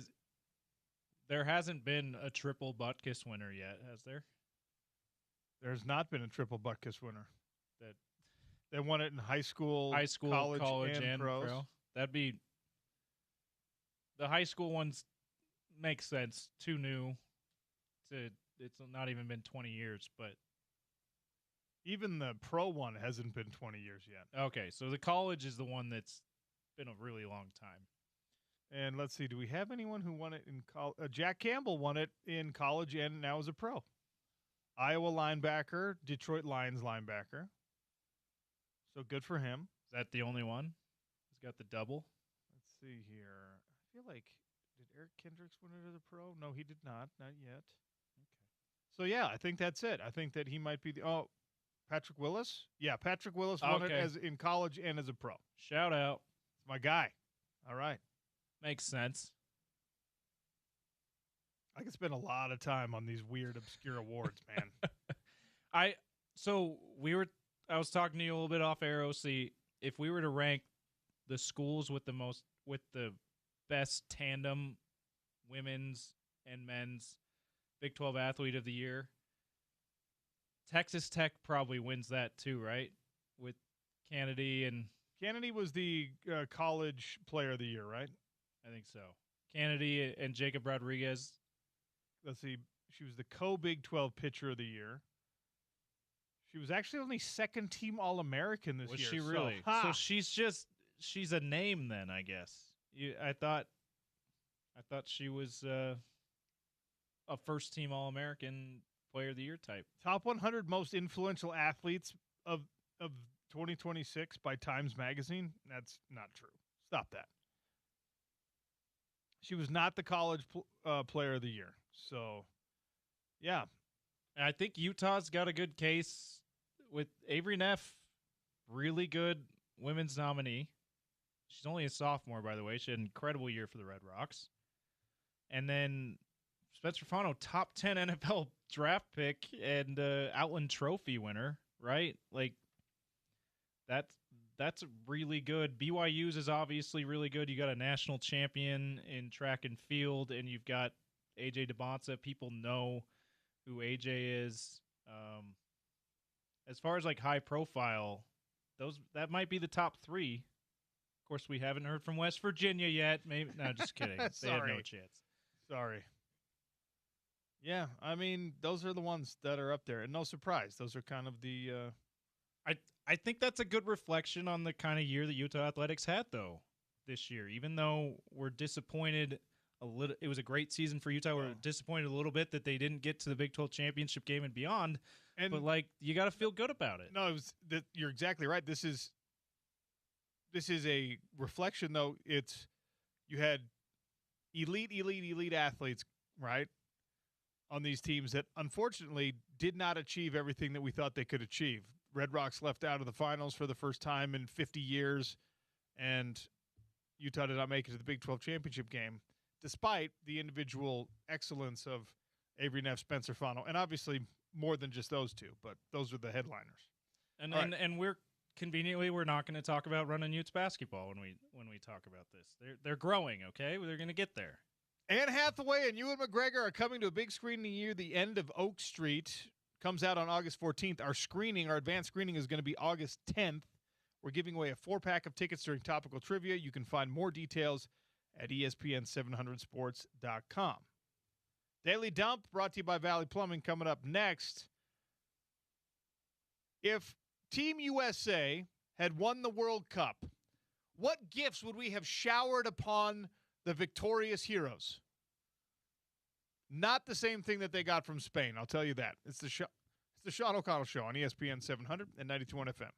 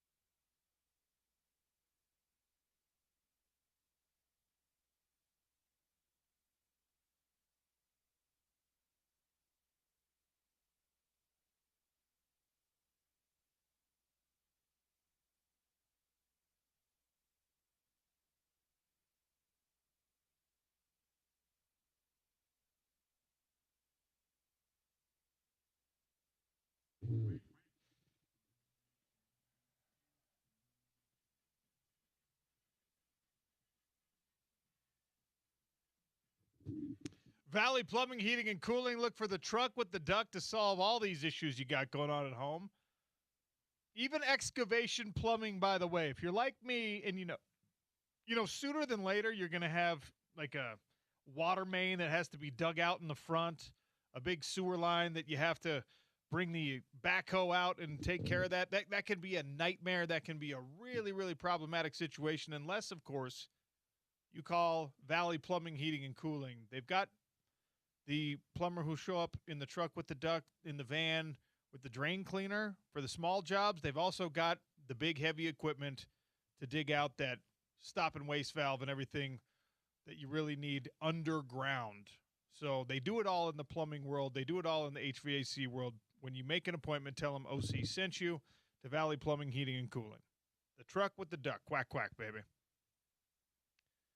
This is the hero's welcome that I would want. This is the hero's welcome that I would need if I had won a World Cup for my country. Spain knows how to do it when it comes to celebrating a World Cup. Specifically, they did the parade right away, right? There was no next week Joker rolling his eyes because he wants to go back to Serbia to play with his horses. They were like, no, you're going to get on your plane after you celebrate in New York, and we will be having a parade 28 hours later. That's how they did it in Spain. Nobody had to go to work. Nobody had to go to sleep. Nobody in the country was expected to be productive at all. The entire nation showed up to celebrate, even if you weren't in the capital city, even if you weren't in. And then here's the other beauty of it, right? The team does the parade where everyone's all in one place. And then Spain sent all of the players to where they're actually from, to their hometowns. Go celebrate in your hometown. Get your hero's welcome in your hometown. That is wonderful. That's something that happens from on an informal basis when we're talking about Super Bowl championships and we're talking about NBA finals and things like that. Everyone gets to take the Stanley Cup for like a weekend, right? And they bring it back to their hometown. You got to do it on a national level. Well, Spain did that for the World Cup, and this is the hero's welcome I would have wanted. So Fabian Ruiz and Javi, and I love the fact that he's just become one name, a singular moniker, Javi. They're from a place in Spain called Los Palacios y Villafranca. Okay? On Tuesday, Nailed it.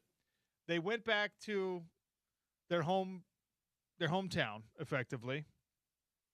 And this is a tradition, not a long-standing tradition, but a tradition that goes back 16 years now. The first guy from this area to win a World Cup for Spain was back in 2010. His name was Jesus Navas, okay? And apparently this region is famous for its tomatoes, for growing tomatoes. So Ruiz gets his weight in tomatoes, his body weight in tomatoes. Javi gets his body weight in tomatoes. They literally brought him to the town square. They put him on a scale. They said, how much do you weigh? Ruiz was 185 pounds. Javi was only 150 pounds. Dang, tiny. That's little, man.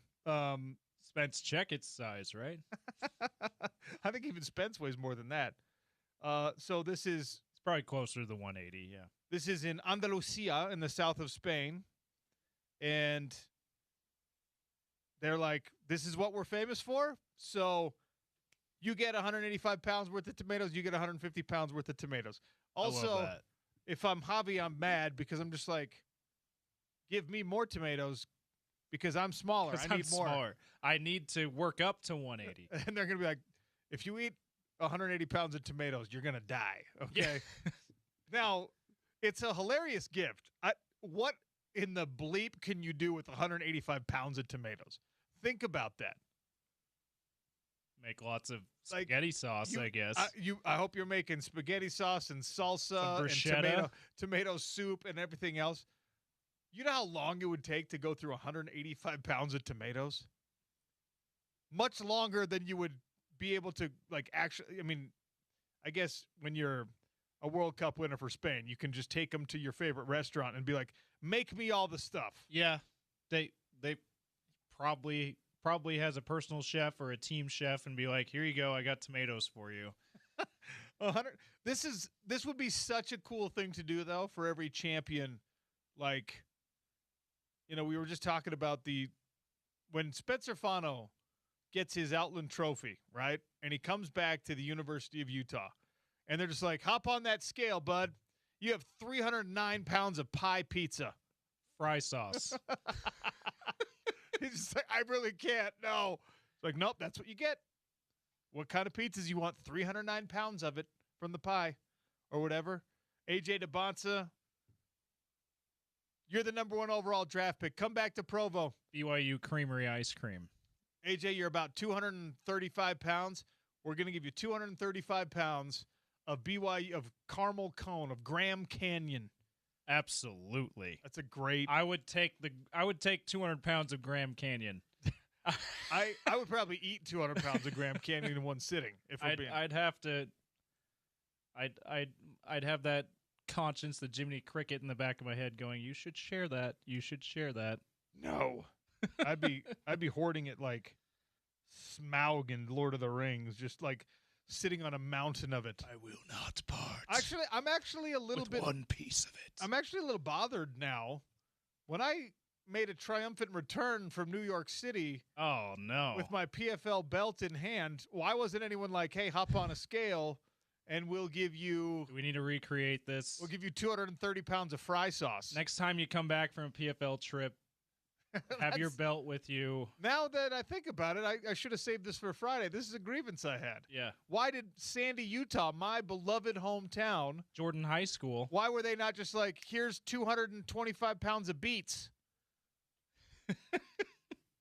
Why did that happen? Why aren't we doing this for everybody? If you had your choice, of a Utah thing, would it be your weight in fry sauce? Would it be beets because beet digger? Well, would it be? Why do I have to choose? Why can't I have something them all? else? Okay. Why can't I have them all? Because okay. It's kind of like. All right, you just ruined the bit. Okay. It's kind of like in the World Cup, you can represent the country you live in, the country you were born in, or that your parents were born in, right? So like, why can't Sandy, the place that raised me, right? You got to give me something. The beets come from Sandy. The beets come from Sandy. Okay. Jordan High School specifically. I live in Salt Lake City now, so just I guess give me salt. Give me 200 Give me salt. Right, Utah. Brine shrimp. Utah, you give me a bunch of fry sauce, right?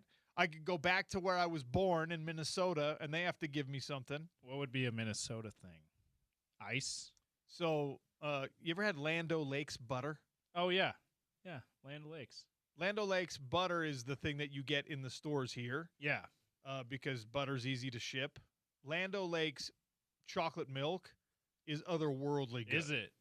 So you would ask for the chocolate milk. Yeah, I think that's what I would go for. Everyone in Minnesota would be like, "We've never heard of you." Be like, I have no idea that you're from here.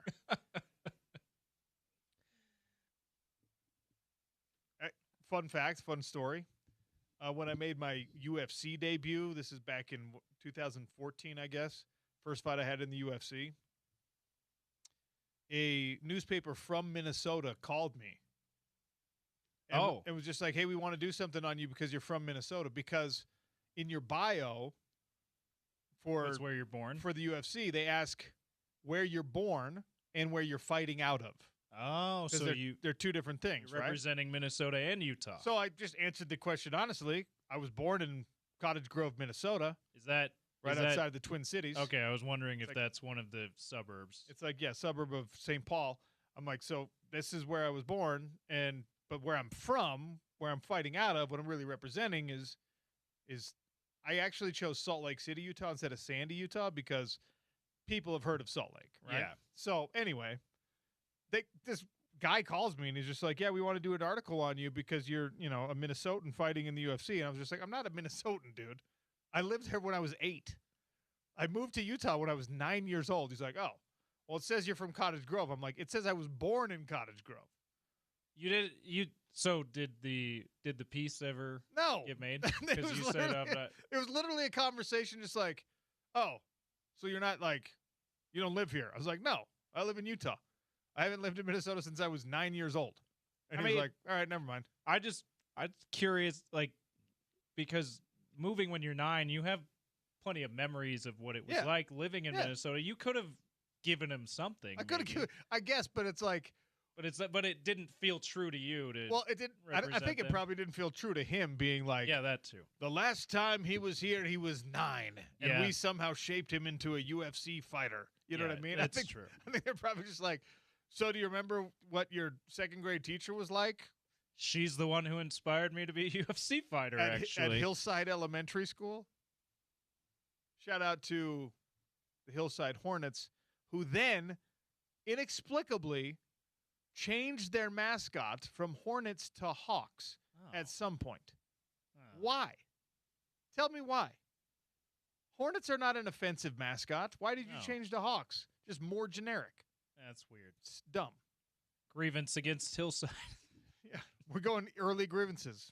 Anyway, that's we what I have. We don't have show Friday because of Pioneer Day, so I mean, I guess grievances at any time this week. Just send them in. Just shout them out. Throw them at us. Yeah, but I think that I would go with fry sauce. Okay. For me, but that's a ridiculous amount of fry sauce. I wouldn't want to actually have that much to know what to do with it. I guess maybe if they're in individual packages, that's easily manageable. The storage thing becomes a problem. You and I are both big guys, right? Yeah. Javi's got 150 pounds of tomatoes from Spain. Even that's too much. I'm on like another 80 pounds of tomatoes. Yeah, I would be, I'll just say, a lot more. Like we're in a situation here where storage becomes a problem. Now, it's why the ice cream thing, if you're from Provo, it's why the BYU Creamery thing, it's good because it goes in the freezer. It's supposed to be in the freezer. Yeah, just buy another deep freeze. I learned because bringing back a bunch, I didn't have to buy another deep freeze, but bringing back a bunch of fish from Alaska, I learned that the other people in the group that we went with, they're like, oh, it's only $150 to get like just a regular size deep freeze. So a couple people bought another deep freeze because they needed more storage. I'm like, okay, well, that's actually not bad. It's not bad. So you got the room for it, though. So if you got the ice cream, if you got that ridiculous amount of ice cream, just $150, you got an ice cream deep freeze. I think that was it Weddle? I think one of our famous Utes was like super into Dippin' Dots, so Dippin' Dots sent him like a Dippin' Dots freezer, if I'm not mistaken. I like me some Dippin' Dots. I wouldn't be mad at that. I think there was like a sponsorship situation going on. I think it was Weddle, maybe. We're gonna have to ask him. Where it was like, yeah, we got a Dippin' Dots freezer, and they stock us up with Dippin' Dots. That's awesome. I'd be on board with that. Absolutely. What else? Obviously, your kids would love it because every kid loves Dippin' Dots. All right, 877-353-0700. What quintessential Utah thing would you want given to you as a prize, but it's based on your weight? Yeah, here's another one that not necessarily one that I would ask, but that I know I've learned recently is a quintessential Utah thing. So pastrami apparently is the pastrami burger in particular is apparently, like, if not invented in Utah, that's one of the things that Utah is known for whatever reason. That's why you go to any local burger chain and they've got a pastrami burger. That's why. Yeah. Okay. I don't know that I would want my weight in that, but that's another food candidate that you could get. Like, that's a Utah thing. Maybe just pastrami, maybe pastrami burgers. I don't know. I'm trying to think. We got to be known for more than just fry sauce. I mean, 230-ish pounds of dirty soda is actually it's not that much dirty soda, really. Dirty soda would definitely be one that we'd be known for. So that's like... So there's, what do we have, like 4 things that we're thinking of? We've got fry sauce, we've got pastrami/pastrami burgers, we have dirty soda, then... We got like pie pizza if you want to really stretch. You got... You know what, though? Oh, here's mine. Okay? And again, I don't know why this didn't happen for me when I won my PFL championship, so Utah's famous for fossils. We got a lot of dinosaurs. Yeah. Okay. I want 230 pounds worth of fossil, Like real dinosaur fossil. fossil Now, that you know how much you can buy because you've looked this stuff I'm a big up. fossil hunter. I'm a big fossil collector. How much would, just like on the low end of what you've seen, people who collect real dinosaur fossils, Yeah. how much would 220 pounds of that? Well, it depends on what it is, right? So, like, let's say, Allosaurus. You know what an Allosaurus is? There's one in the airport. There's an Allosaurus. Yeah. Jim Madsoni, I think, is the genus or the whatever. So, like one of those, let's say just a skull, is like $100,000. So that would weigh about, because it's a rock. Yeah. Now it's a fossil, so that's fair. Just give me an Allosaurus skull. All right. Let's go. You know what we need to do? We need to go to St. George, go to the Dinosaur Tracks Museum, the Discovery Site Museum, and be like, okay, I won something. These guys got the tomatoes for World Cup. I need a fossil from the Dinosaur Track Museum. If you extracted me 1 square of a dinosaur track of like hardened stone, maybe 2, that's probably enough that's like 200 pounds worth of me, 230 pounds worth of, like, you could match my body weight with a couple of dino tracks. I'd be very happy with that. I'd be totally satisfied. You and I are kindred spirits with that. I think that'd be the coolest thing ever. That'd be the greatest thing in the world. And actually, it has become a problem at those dinosaur dance floors, as they like to call them, where you can find dinosaur tracks. People will go in the middle of the night. They will excavate them. They will steal them. There's a huge black market for fossils. I don't know if everyone's aware of this. I've seen Jurassic Park Dominion. You know, I'm aware. Yes. Jurassic World Dominion. Excuse me, Jurassic World Dominion. All right, we're really off the rails here. We'll dial it back in. We'll get back on track. A reminder to all of you out there looking for a great place to golf, whether it's this weekend or next, even better yet, if you got some time during the weekdays, Stansbury Park Golf Course, $45 for a round of 18 on a weekday, $50 for a round of 18 on the weekend. Just out on the other side of those Ochre Mountains, Stansbury Park Golf Course is actually pretty easy to get to. It's right off of I-80. It's a perfect gateway into Tooele County. They've really developed things over there. It's a lot different than the last time you were out there. No overpriced green fees. It's not crowded, so the pace of play stays good even on the weekends. The greens are beautifully manicured, even when it's extra dry. Great rates, gorgeous greens, a good pace of play, easy access. I mean, you can't ask for more, especially at that price point. Head out to Stansbury Park Golf Course. Tell them OC sent you. Book your tee time now. Stansburypark.gov/golf course. Stansburypark.gov/golf course. Sponsored by Tooele County. Lots left to get to here on the Sean O'Connell Show. Tony Parks joins us at the top of hour number 3. It's ESPN 700 and 92.1 FM.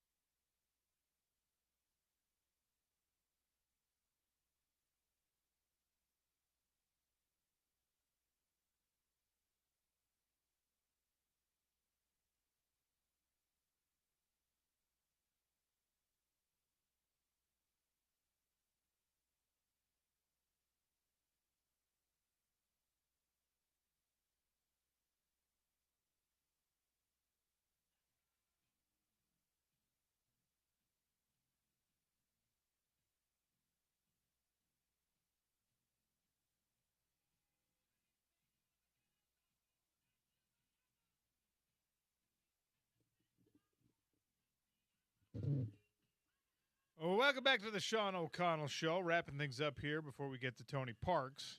Wrapping up hour number 2, I should say, before we get to Tony Parks. At the top of hour number 3, this is something I probably should have fit into the Daily Dump, but we were too busy ranting about fry sauce and salt. So we all know the name Woods as it pertains to golf. Most of the time you're talking about Tiger. His son Charlie is starting to carve out his own little place right now as an amateur. He's 17 years old. And he had a situation this weekend where he's trying to qualify for the U.S. to make the cut at the U.S. Junior Amateur. Okay. Somebody's phone went off during his backswing. And it was not like a ringing of the phone. It was, I think, someone taking a picture and doing, you know, how like your digital camera on your phone will tell you I just took the picture with that fake shutter sound. Yeah, they had the sound on. They had the sound on. Right in the middle of his backswing. Did he freak out? He chunked his chip shot, okay? And then he had a long birdie attempt. He did acknowledge the disruption, as I think is the right thing to do on a golf course, even when you're like a pro, and certainly if you're just an amateur. He kind of like expressed his frustration, like, why did that happen? I have never been in any kind of high-stakes golf situation ever in my life. I don't know how distracting it truly is, but I think it does distract people. I know it distracts people enough that Jerry Rice had someone talking his backswing at a tournament recently, and he chased the guy down. Did you see that? I missed that. People get big mad on the golf course when there's noises that distract them while they're trying to swing. It's true. There's a bunch of those like hilarious / obnoxious videos of people who get the air horn out. Yeah. And they go to golf courses, and when just like random old guys are out in their foursome, they'll wait till you're in your backswing, and then they'll flirt, and then everyone gets mad at them and comes chasing after them. It's like a prank video. Yeah. Someone throws a golf club at them. I don't encourage anyone in doing that. Don't do that. That's mean. It's classless. It's bad behavior. Sometimes it is a little bit funny. Yeah. But in this case, right, this is a kid who's trying to, like, make something happen. The U.S. Junior Championship. He's already got an immense amount of pressure on his shoulders. He's Tiger Woods' son, for crying out loud, and you're gonna make it harder for him? Yeah. He's going to be a senior in high school next year. He's committed to play golf at Florida State. Okay. Not Stanford. Interesting. He's ranked number 9 in his class in the American Junior Golf Association standings. So he's not exactly Tiger, but he's a good golfer. He's a really good golfer. Yeah. And by the way, Florida State apparently becoming a golf powerhouse. They got the number 1 golf recruit in the nation to commit, and the number 9 in Charlie Woods. All right. So Florida State golf powerhouse. Text line helping us out with Utah foods that Utah's known for, and a couple of these, like, we're gonna feel stupid for not thinking of them. Oh, see, funeral potatoes. I would take my weight in funeral potatoes if I won something significant. Absolutely. Jell-O, Okay. and crumble cookies have come in. Yes. Of course. Okay, this one from 4271. This is really good. Crumble cookies, KFC, because the first ever Kentucky Fried Chicken was opened here in Salt Lake City. Black Rifle Coffee. Shout out to our guys at Black Rifle. They founded the company here in Salt Lake City. Good friends of mine. Kodiak Cakes. I love me some Kodiak Cakes. That one would be the most practical. Yeah. Because they come in that box, tightly sealed, good storage. Kodiak Cakes, if you gave me 230 pounds of Kodiak cake mix, in my family, that's like a year, tops. Yeah. We eat a lot of Kodiak cakes at my house because I didn't realize that was a Utah company, so that's cool. Okay, so Kodiak cakes, I'm going to get in trouble with my own family here. True Fru. You familiar with True Fru? Yeah. True Fru, Utah company. True. I could get 230 pounds of True Fru. I probably could get that anyway. Yeah. But that's I like that. I like the suggestions coming in on the text line. Derek, our guy Derek, regular texter, we love you, Derek. Thank you for always chiming in. He says, "Give me Aggie Blue Man ice cream." Okay, which I like also a great choice there. Funeral potatoes would be a great one. Can you imagine? They're just like, here's 200 plus pounds of cheesy potatoes. Figure it out. Absolutely, and like I'd want it in all the varieties. I'd want the cornflakes on top one. I'd want the scalloped potatoes one. I'd want the hash brown one. Absolutely. How about a 230-pound cougar tail? Just a gigantic Just one maple cougar donut. Just as big as you. That would be bad. This is maybe my favorite one. This is so good. Okay, you come back. You're the returning champion. You're victorious.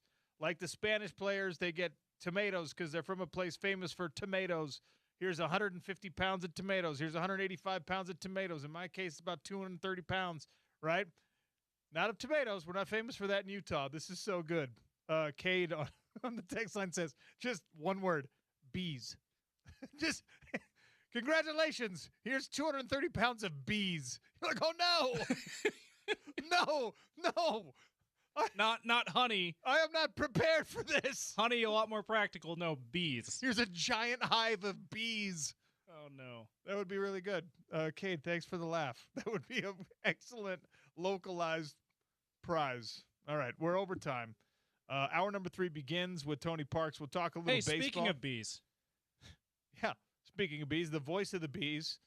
And there's interesting things happening in baseball right now. James Peterson has been trying to force me to talk about one streak that's going on in Major League Baseball. We're going to do our best to avoid talking about it, even with the baseball guy, Tony Parks, on next. Sean O'Connell Show, ESPN 700, 92.1 FM.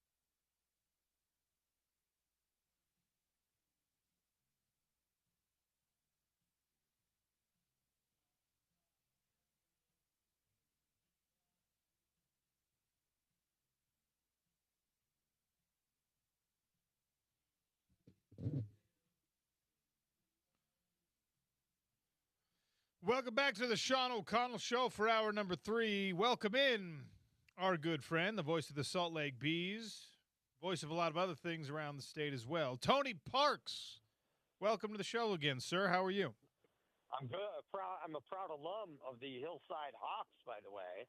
I was not the same Hillside Hawks, but you and I both went to Hillside, just at different parts of the globe. What? I did not know that. That's really Of interesting. All strange things that you brought up. I was like, wait, what? I was like, well, that is really rare. And the fact that they even changed it to that name makes it even crazier. But hey, I always knew we had a great teach. Yeah. What was that an elementary school thing for you? Yeah. Wow. Yeah. Whoa. Yeah. So it totally blew my mind when you said that. I'm like, wait, what? And then I realized, yeah, you were in the great state of Minnesota, so not the same place. Not quite the same. All right. Wow. Wild. The world is small, even when it's not small. There's strange little connections everywhere. How goes the Bees season, sir? I mean, we're in the thick of it. This is summertime baseball. This is like the good feeling, the nostalgia, all of it rolled up in one. You got good weather, although last night, wild. So how's it going? It's been great, man. I mean, this team offensively, I think, has been a ton of fun to watch lately. 4 games in a row now. They've had a double-digit number of hits.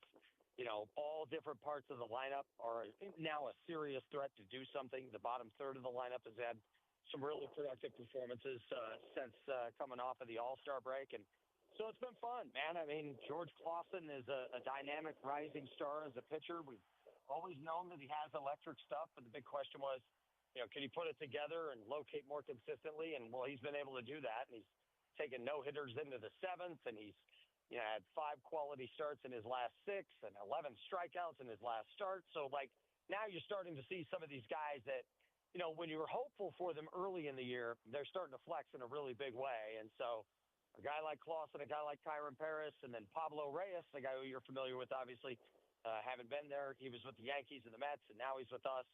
So right now, they're a really fun team to watch. And so as far as player development, so many guys got called up. You were wondering, okay, what's this next group going to look like? And one good thing for the Angels is they've started to produce a little more organizational depth than what they've had in the past, and that's been a good thing for the Bees. I don't mean to jump around too much, but I'm going to go kind of all over the place with you on baseball because we don't have a ton of baseball people to talk to. We're coming off of a Major League Baseball All-Star break where I thought they did a really good job with the home run derby. I thought the All-Star game itself, throwing in like the Sandlot nostalgia thing for another Utah connection. I thought they did a really good job with it, and all these professional leagues, as you're well aware, are trying to make sure that their all-star showcases are still appealing to the fans, are television friendly, but also, a reason to get yourself out to the ballpark. And I felt like Major League Baseball really hit on something with a modified home run derby format, speeding that thing up a little bit. And, the drama that it came down to the final swing doesn't hurt. But what were your thoughts on All-Star Weekend?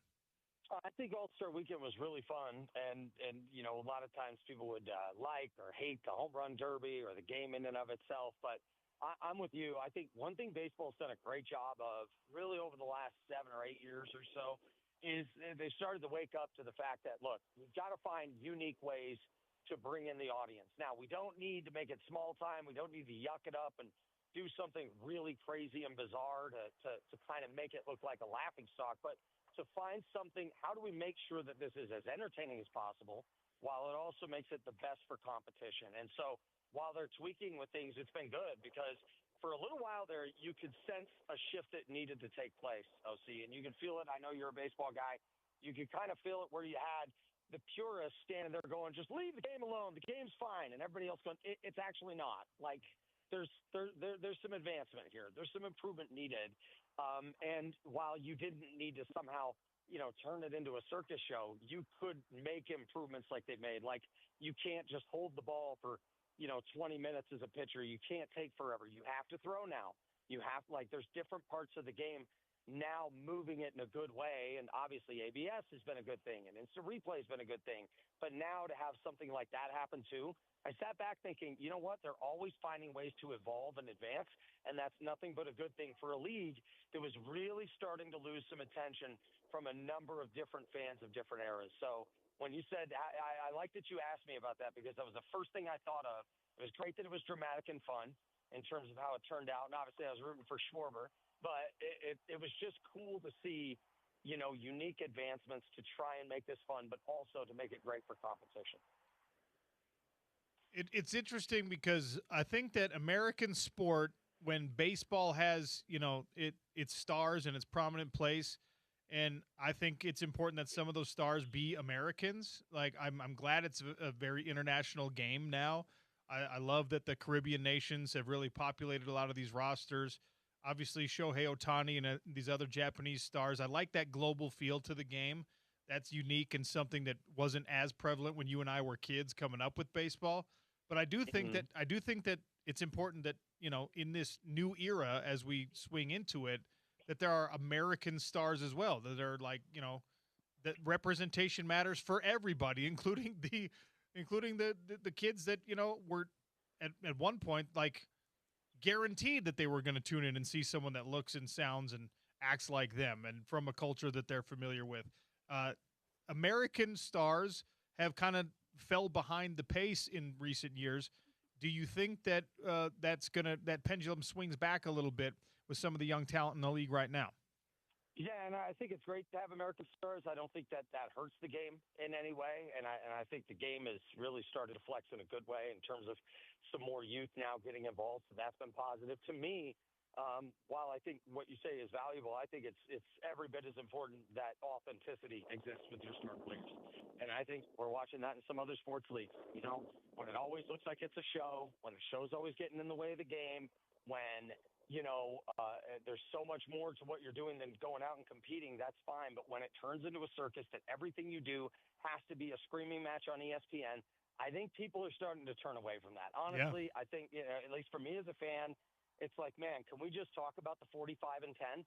Do we have to talk about everything else? No, let's talk about the 45 and 10 and why it's historic and why it's cool and why it's great. And so one thing that is starting to happen, and I think it's been a positive for the game, is the authenticity in the stars. One of the biggest reasons why you love Pedro Martinez, he wasn't an American. He was authentic. And one of the reasons why you engaged to watch him, whether you liked him or hated him, he was authentic. Everything, Big Papi, David Ortiz, there was authenticity to him. And it made it so great. That's what made it so fun. That's what made the rivalries good, is because Pedro would say something and he meant it. And he was such a competitor, and you couldn't wait to tune in to watch him, whether you liked him or hated him. Authenticity is something that I think, especially in this new era that we're moving into with pro sports, college sports, all of that, I think the college fan, the pro sports fan, the biggest thing they want to know, am I watching something that's real in terms of who they are as a competitor, what they think and feel, and how they want to go out and win for my team, or even if I don't like them. Part of what made, I thought, the NBA in the 90s so great was the authenticity. Charles Barkley, I hated him.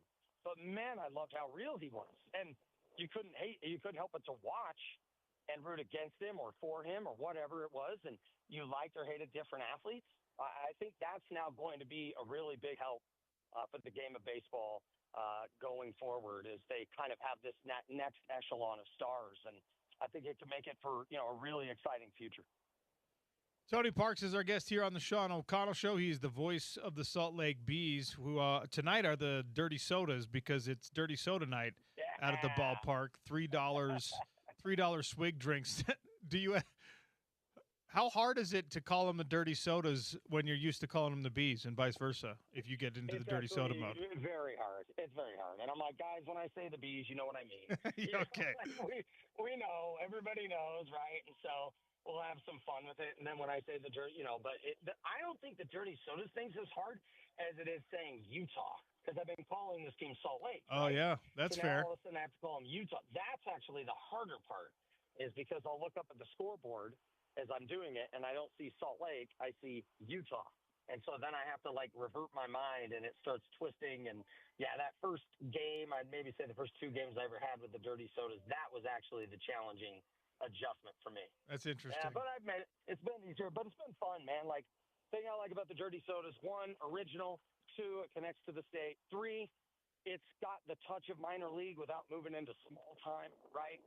We're not going to be the Dirty Sodas forever. Like, no, that's just a one-night thing with a funny mascot, a really cool family-friendly promotion, and it just kind of lightens things up a bit. The players actually liked it. It's a bit of a change-up from what they're normally doing, so they get a kick out of it.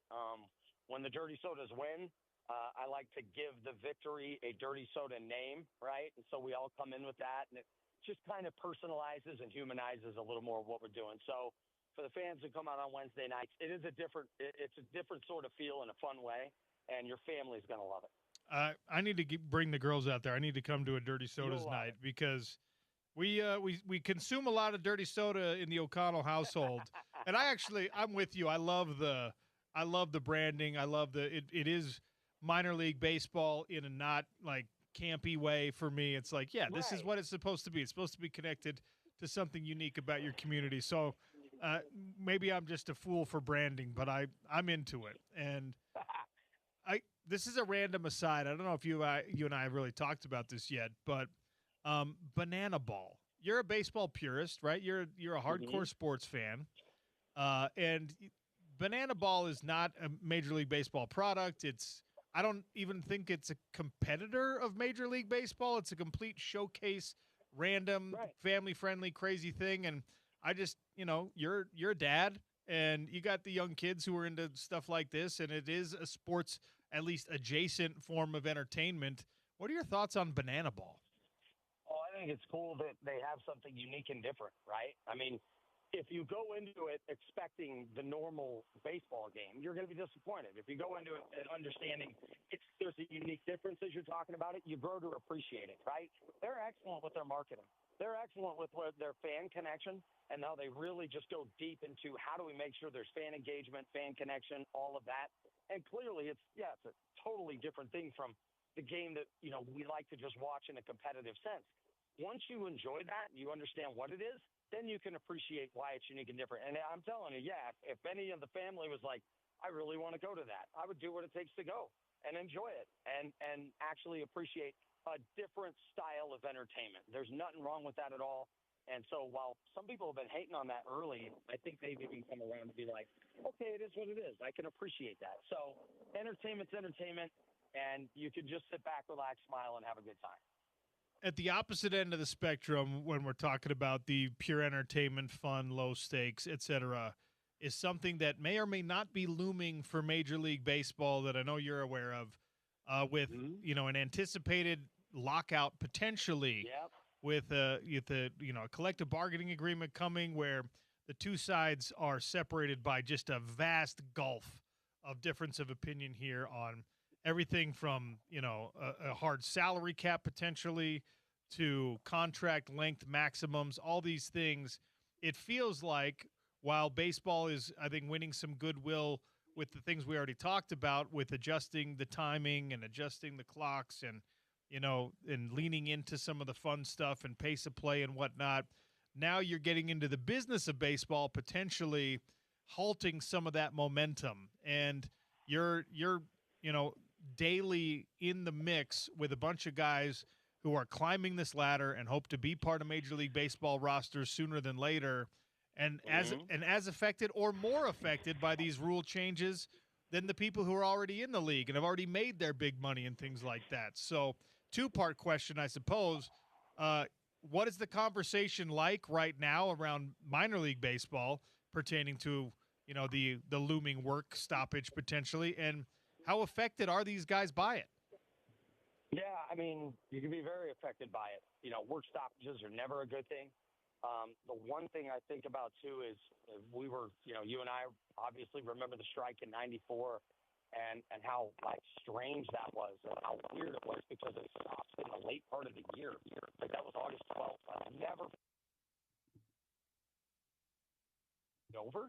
And ever since then, what you see now in the off seasons when everybody's putting it together, it's usually 11th hour. It might even be a delayed start to the year. No matter how far apart they are, they usually find something that works at some point to where the season is not lost. Maybe a part of it, a few weeks, maybe even a month at worst, but usually the two sides find something that eventually works. And that's what you're hoping for in this situation.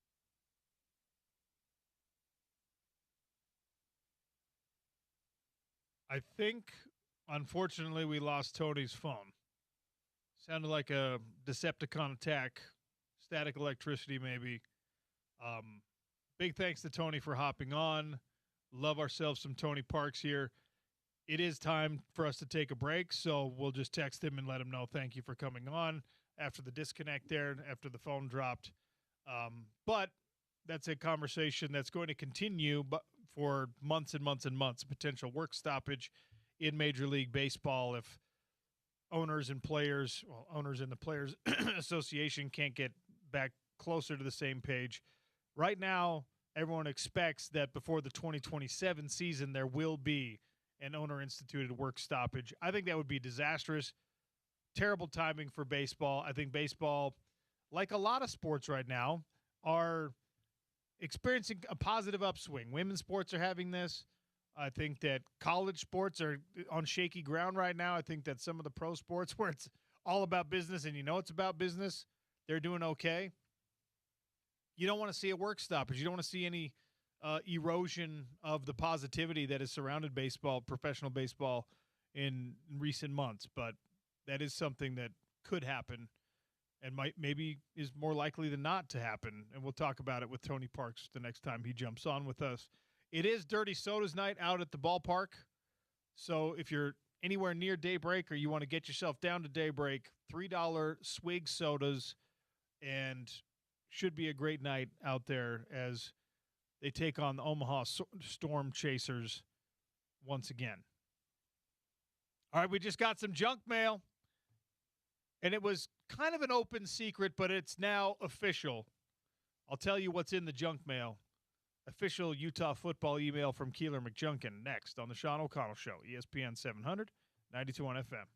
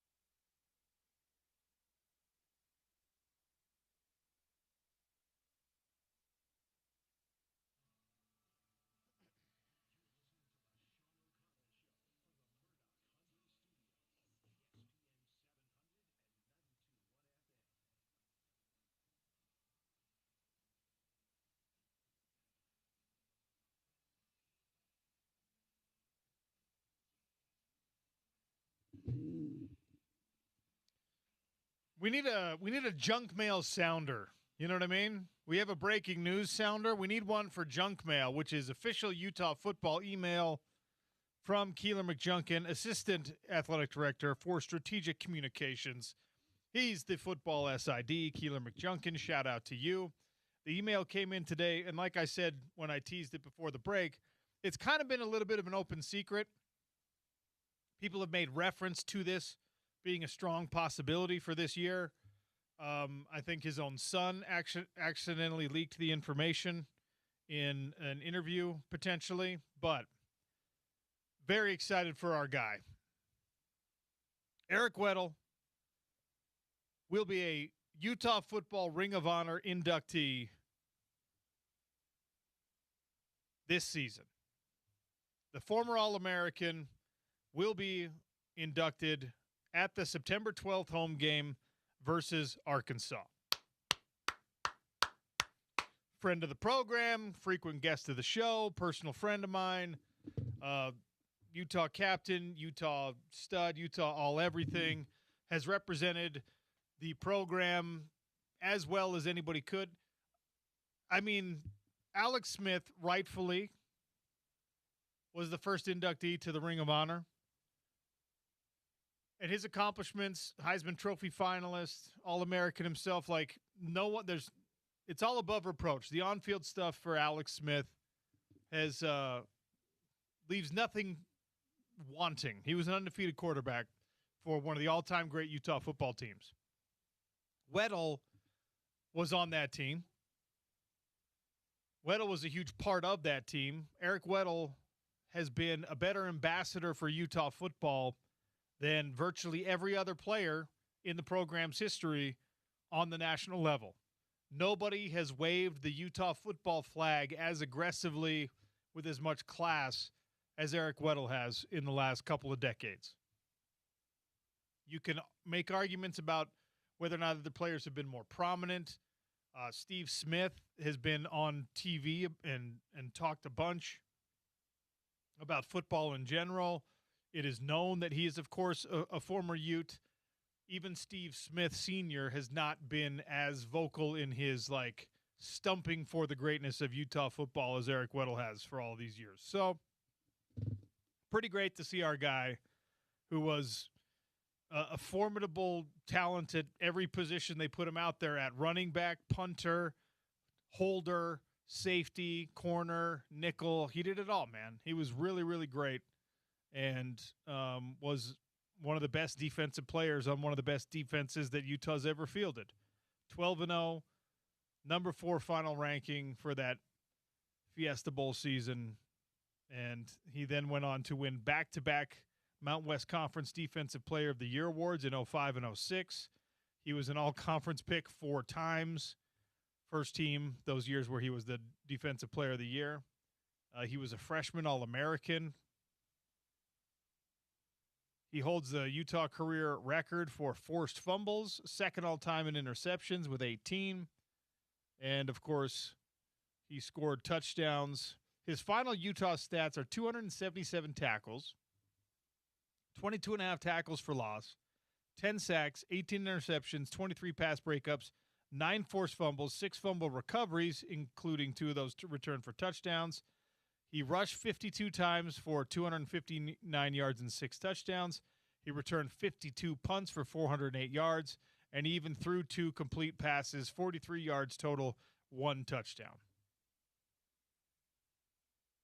So that will bring the 2026 Ring of Honor. We'll now have it be Eric Weddle, Ron McBride, Roy Jefferson, Alex Smith. We talked about this when the concept of the Ring of Honor was announced, and we saw what the criteria were for, getting into the Ring of Honor. We knew eventually Eric Weddle's name would be up there on the side of the building. Deservedly so. We talked about how you got to get Ron McBride in there as soon as you can. You got to get Roy Jefferson in there as soon as you can, right? And so it's kind of like, and maybe this is the plan, we'll see, where they're kind of going like modern day, old school, back to modern day. And there's a bunch of other guys who deserve to be in. in these same conversations, but you cannot say that Eric Weddle is not an obvious pick for this Ring of Honor. And September 12th against Arkansas. It'll be great to see him. I know that when I reference the fact that I think that, somebody might have already leaked this information, I think that his son might have referenced the fact that he was going to be in Utah for a Ring of Honor induction for that second week of the season. So that must be I wonder if that's a bye week for Rancho Bernardo, and that's why it's happening that weekend.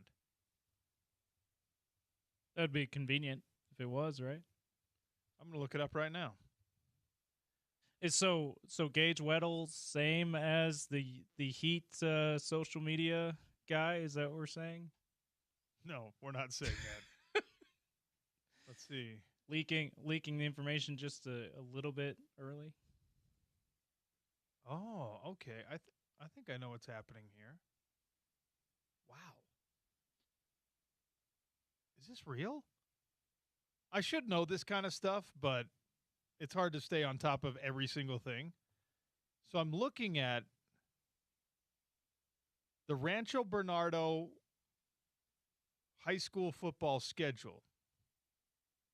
They play St. Augustine, they play Brawley, they play Torrey Pines. Their game, it's not a bye week, their game on September 11th is against Westlake in Utah. Oh, Westlake out there in Saratoga Springs. all right. So that's in their pre-region, kind of preseason, or is that right in the middle? I think it's kind of like they're doing what BYU and Arizona are doing. Oh, they got a non-region or whatever, non-district game right in the middle. They've got I think because Torrey Pines and Brawley, I think both are district games for them, or region games.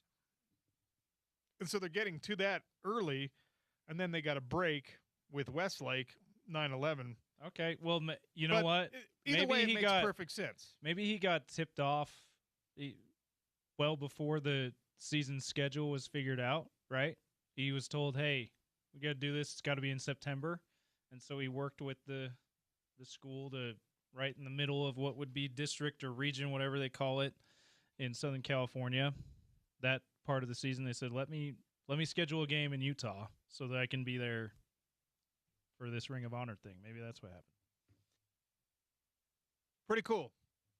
So, if you are a gigantic Eric Weddle fan, like so many Utah fans are, you could watch him coach. You could go watch his son, who's obviously a big-time target for Utah football and recruiting. And then on the 12th, you could watch him play against Arkansas. That'd be fun. We are just now, by mentioning that they're playing in Westgate, we just upped that attendance like tenfold, right? You're welcome whatever school district Westlake is in. Do we know? James, off the top of your head. Don't.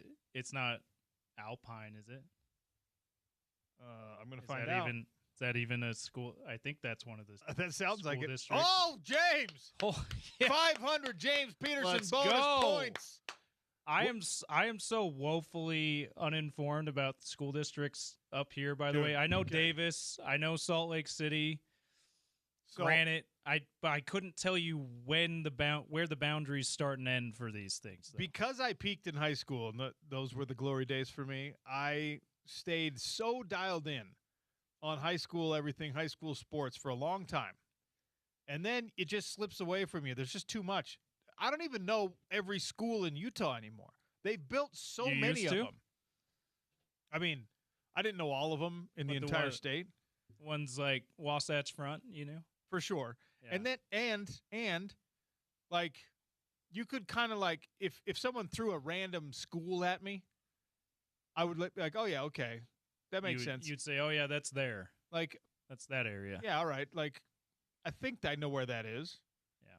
Now there's so many of them. Crimson Cliffs. That's in St. George. Yeah. What part of St. George? Washington. Yeah, okay. Washington Fields. Yeah. That still counts as Washington. Okay. Yeah. All right, sorry. Washington No, you're Field. good. You're good. Well, I feel like I'm under pressure now, right? But, like, that's a pretty new school. That's the newest one in southern Utah anyway, yeah. The only reason I know about that one is because one of my old teammates and good friends, his kids go there. Oh, okay. Shout out to the Shaheen family. A lot of Shaheens in St. George area. Yeah. One of the many. Very good.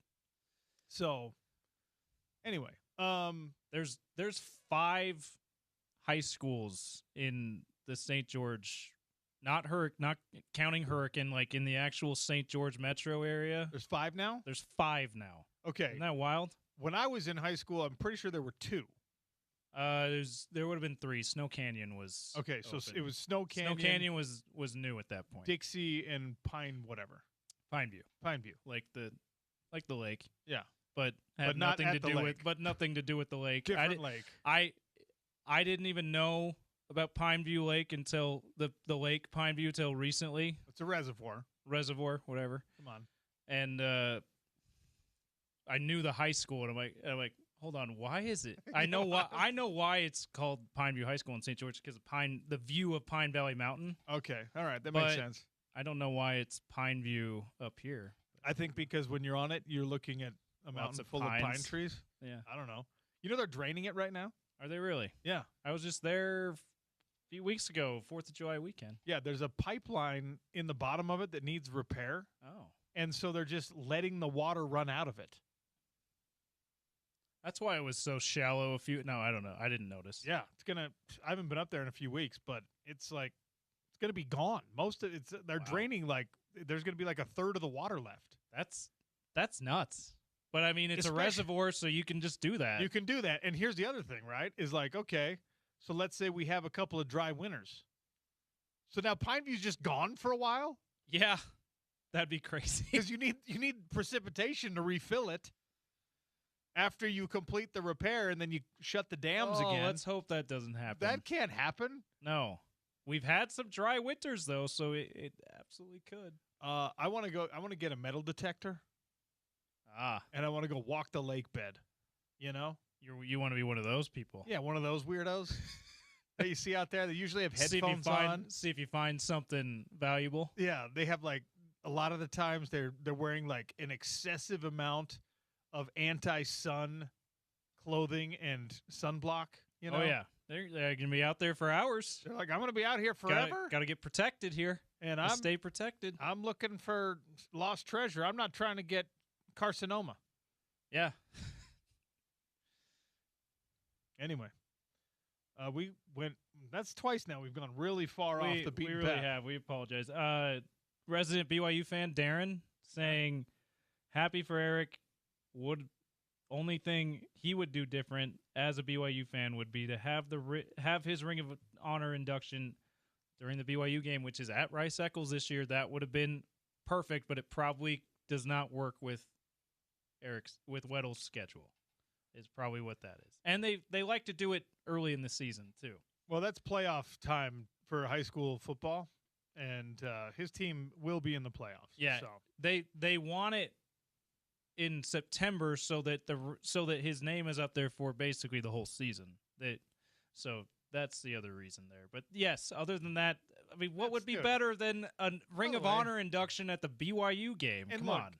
Weddle's, he's humble. All these guys that are actually good at stuff, they're very humble. But how awesome is it that you get to look up on the side of the stadium that you played in and your name is there forever? How cool is that? It's so cool. It's, man. Next to another teammate. Yeah, next to one of your teammates. Come on, man. It's just great. That you guys made like college football history together. You were the first BCS Busters, the first, in today's terms, Group of 5 team to play in a big-time New Year's 6 bowl game. To be invited to do that, you undefeated, first undefeated season in Utah football history, right? Or at least for a 12-game season. Yeah, for a 12-game season, certainly. I'm sure there's one like back in the 60s or something. And it's you and another teammate, and obviously there were a few more, including Coach Mack, that last year too. But like the two beside Coach Mack's a big name too. But the two of the 3 biggest names on there are you and a teammate, Alex Smith, from that team. Like, Pretty that, cool. How cool is that? Good job by the selection committee getting it done and making it happen this year. Eric Weddle going into the Ring of Honor the week of Arkansas's visit. So no pressure, current Utes, but you better win that dang game. So Utes fans, you get to watch an all-time great's name get put on the stadium forever, right? Part of an historic team, like I just talked about there, and you get to see them kick an SEC's team's ass at home. Like, boom! What could be better? Pow! All right, got to take our final break. We'll come back with a 4-pack of tickets to the sneak preview of the end of Oak Street. We're doing it on August 10th. Details are available at ESPN700sports.com. Movie comes out on the 14th. It's Anne Hathaway, Ewan McGregor. August 10th is the screening. I've got a 4-pack of tickets to give away next on the Sean O'Connell Show, ESPN 700, 92.1 FM.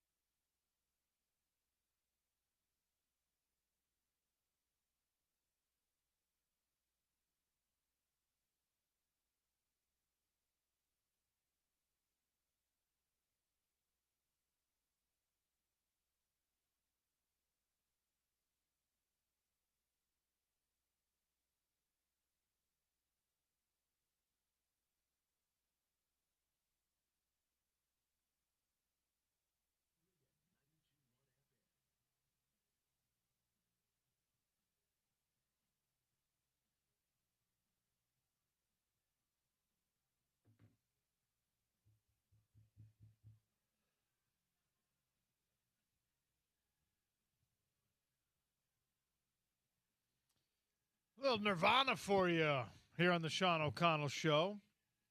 All right.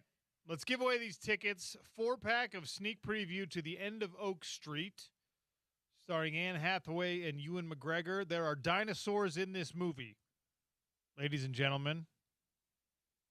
I don't know a lot about it, but I do know there's dinosaurs in it, and we've not really had, outside of the Jurassic Park, Jurassic World franchise, we've not had any successful dinosaur movies. It's true. There was the one 65 or 65 million years ago or whatever. That was with Kylo Ren was in it, whatever that was guy's really real good. name is. That was really good. I didn't see it. But didn't get a lot of notoriety. Maybe critics that fancy themselves knowing movies a lot better than I do panned it, but I liked it. Okay. So that's like the only other one that I think I've enjoyed. Besides like the cartoons, you have like the Disney Land Before Time? Yeah, Land Before Time out. They're up to like 15 of those now. Yeah. I got a Land Before Time graphic tee for Father's Day. Okay. I wear it all the time. The Good Shout Dinosaur is underrated. It's pretty good. Dinosaur, remember the one with Aladar in it? Yeah. Also underrated. Also pretty good. Yeah. It's fine. That was a Disney movie too, right? It was Disney movie, yeah. Ice Age doesn't count. No. And Ice Age, I don't like that they did the whole dinosaur thing. Like, let prehistoric mammals be their own thing. They didn't cross over with dinosaurs. Yeah. You don't have to make a bunch of movies where now there's dinosaurs in them too. Isn't the new Paw Patrol got a dinosaur in it? I don't know. I don't know about that.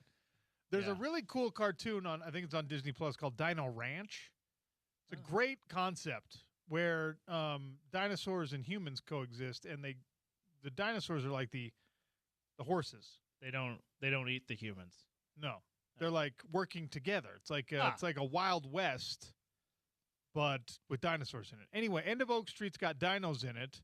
I think that they're the enemy. I think that there's like they're the antagonist. I think you're trying to survive the dinosaurs. In this movie. I forgot what End of Oak Street was about. I remember seeing the trailer now that you said there's dinosaurs in it. It's like at the end of the street you cross into a different dimension or right? something. Where there are crazy things like dinosaurs.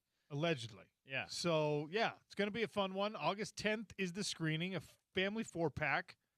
Although, viewer discretion advised, I think it's like a PG-13 here, so don't take your little kids to it maybe. 877-353-0700. We just talked about this. Eric Weddle's career interceptions total at the University of Utah. 877-353-0700. If you know that answer, we'll give you a 4-pack of tickets for the sneak preview. Love to get you out there to watch. It feels cool getting to see a movie before everyone else gets to see a movie, even though it's like not hyper exclusive because all you have to do is listen to the Sean O'Connell show and win your tickets, right? It feels cool to be like, oh, I already saw that. What? It doesn't come out until next week. I know. Yeah. Got to be cool like me to see it first. I know a guy. I know a guy. I listened to a guy. Yeah. The only time I've seen a screening was earlier. Was it in the? Maybe it was late last year. The new Now You See Me. Okay. That was cool. You saw that soon? It was cool seeing it before everyone else. I didn't hate the movie. I didn't think that it needed to be made, I guess is the way to put it. Oh. But it was pretty good. Can I give you just a wild report? There's no movie that needs to be made. Yeah, it's true. Need is none of them. They're but all in a sense that like Now You See Me, the first one was a really unique, cool concept, and then the other two was like, well, now it doesn't. These ones aren't as unique because you're just doing what you did, and it's not like the other series that you've had where it's like, I don't know. I didn't come out of the same way I came out with out of the other Jurassic Parks, for example, Jurassic Worlds, for example. So most of my movie watching now is done on airplanes. Yeah, because I have to travel so much for the PFL, and I will deliberately not see a movie in the theater, knowing I'm eventually going to see it on an airplane. I got a trip here in a couple weeks. Yeah, and the way I judge movies now is almost, did it keep me awake on the airplane? Okay. Because if it's a good movie, I'll stay awake. If it's not a good movie, I'm falling asleep 10 minutes in. Okay, that's logical. And Now You See Me 7 or whatever it was, I watched the first 10 minutes. I have no idea what happens. Yeah. So you're probably right. I don't know if it needed to be made. Reminder before we get out of here. The Road Home Apple Tree is live right now. You can help Utah kids start school with confidence. There's about 200-plus kids at the Road Home that need your help with back-to-school clothes, back-to-school shoes, backpacks, and all the rest. Utah's #1 sports talk invites you to be a child's advocate. Go to ESPN700sports.com, appletreeforkids.com. More information is there. You can donate now. Help these kids from these road home families go back to school in style. If your kid is going back with 2 new pairs of shoes, maybe take this opportunity and say, hey, you can get the Jordans, or we can shave a little bit off that price so you can get a pair that are on sale, and then you can feel good about the fact that you're helping someone, maybe someone in your own school, get back and not have the ratty pairs of shoes and the, hey, what's wrong with you? Why are you wearing those clothes kind of a situation? Let's help each other out with back-to-school time. AppleTreeForKids.com, ESPN700sports.com for more details. The Road Home Apple Tree is live now. You can donate monetarily as well if you want to just give some money instead of buying backpack or shoes or whatever. That you can donate. You can go to ESPN700sports.com to find a link to do that as well. Yeah, just as easy and probably even easier for some people. So if you can, help out, please. Shout out to our friends at Advanced Window Products. The $2,500 off 10 windows or more continues up until football season. Get on the schedule right now. Spence Checketts in the Drive, live at Oak Ridge Country Club today in Farmington. The Utah Women's State Amateur Golf Tournament is happening. Go see Spence up at Oak Ridge Country Club today in Farmington. And stay tuned for The Drive. Thanks for listening to the Sean O'Connell Show. We'll do it again tomorrow on ESPN 700 and 92.1 FM.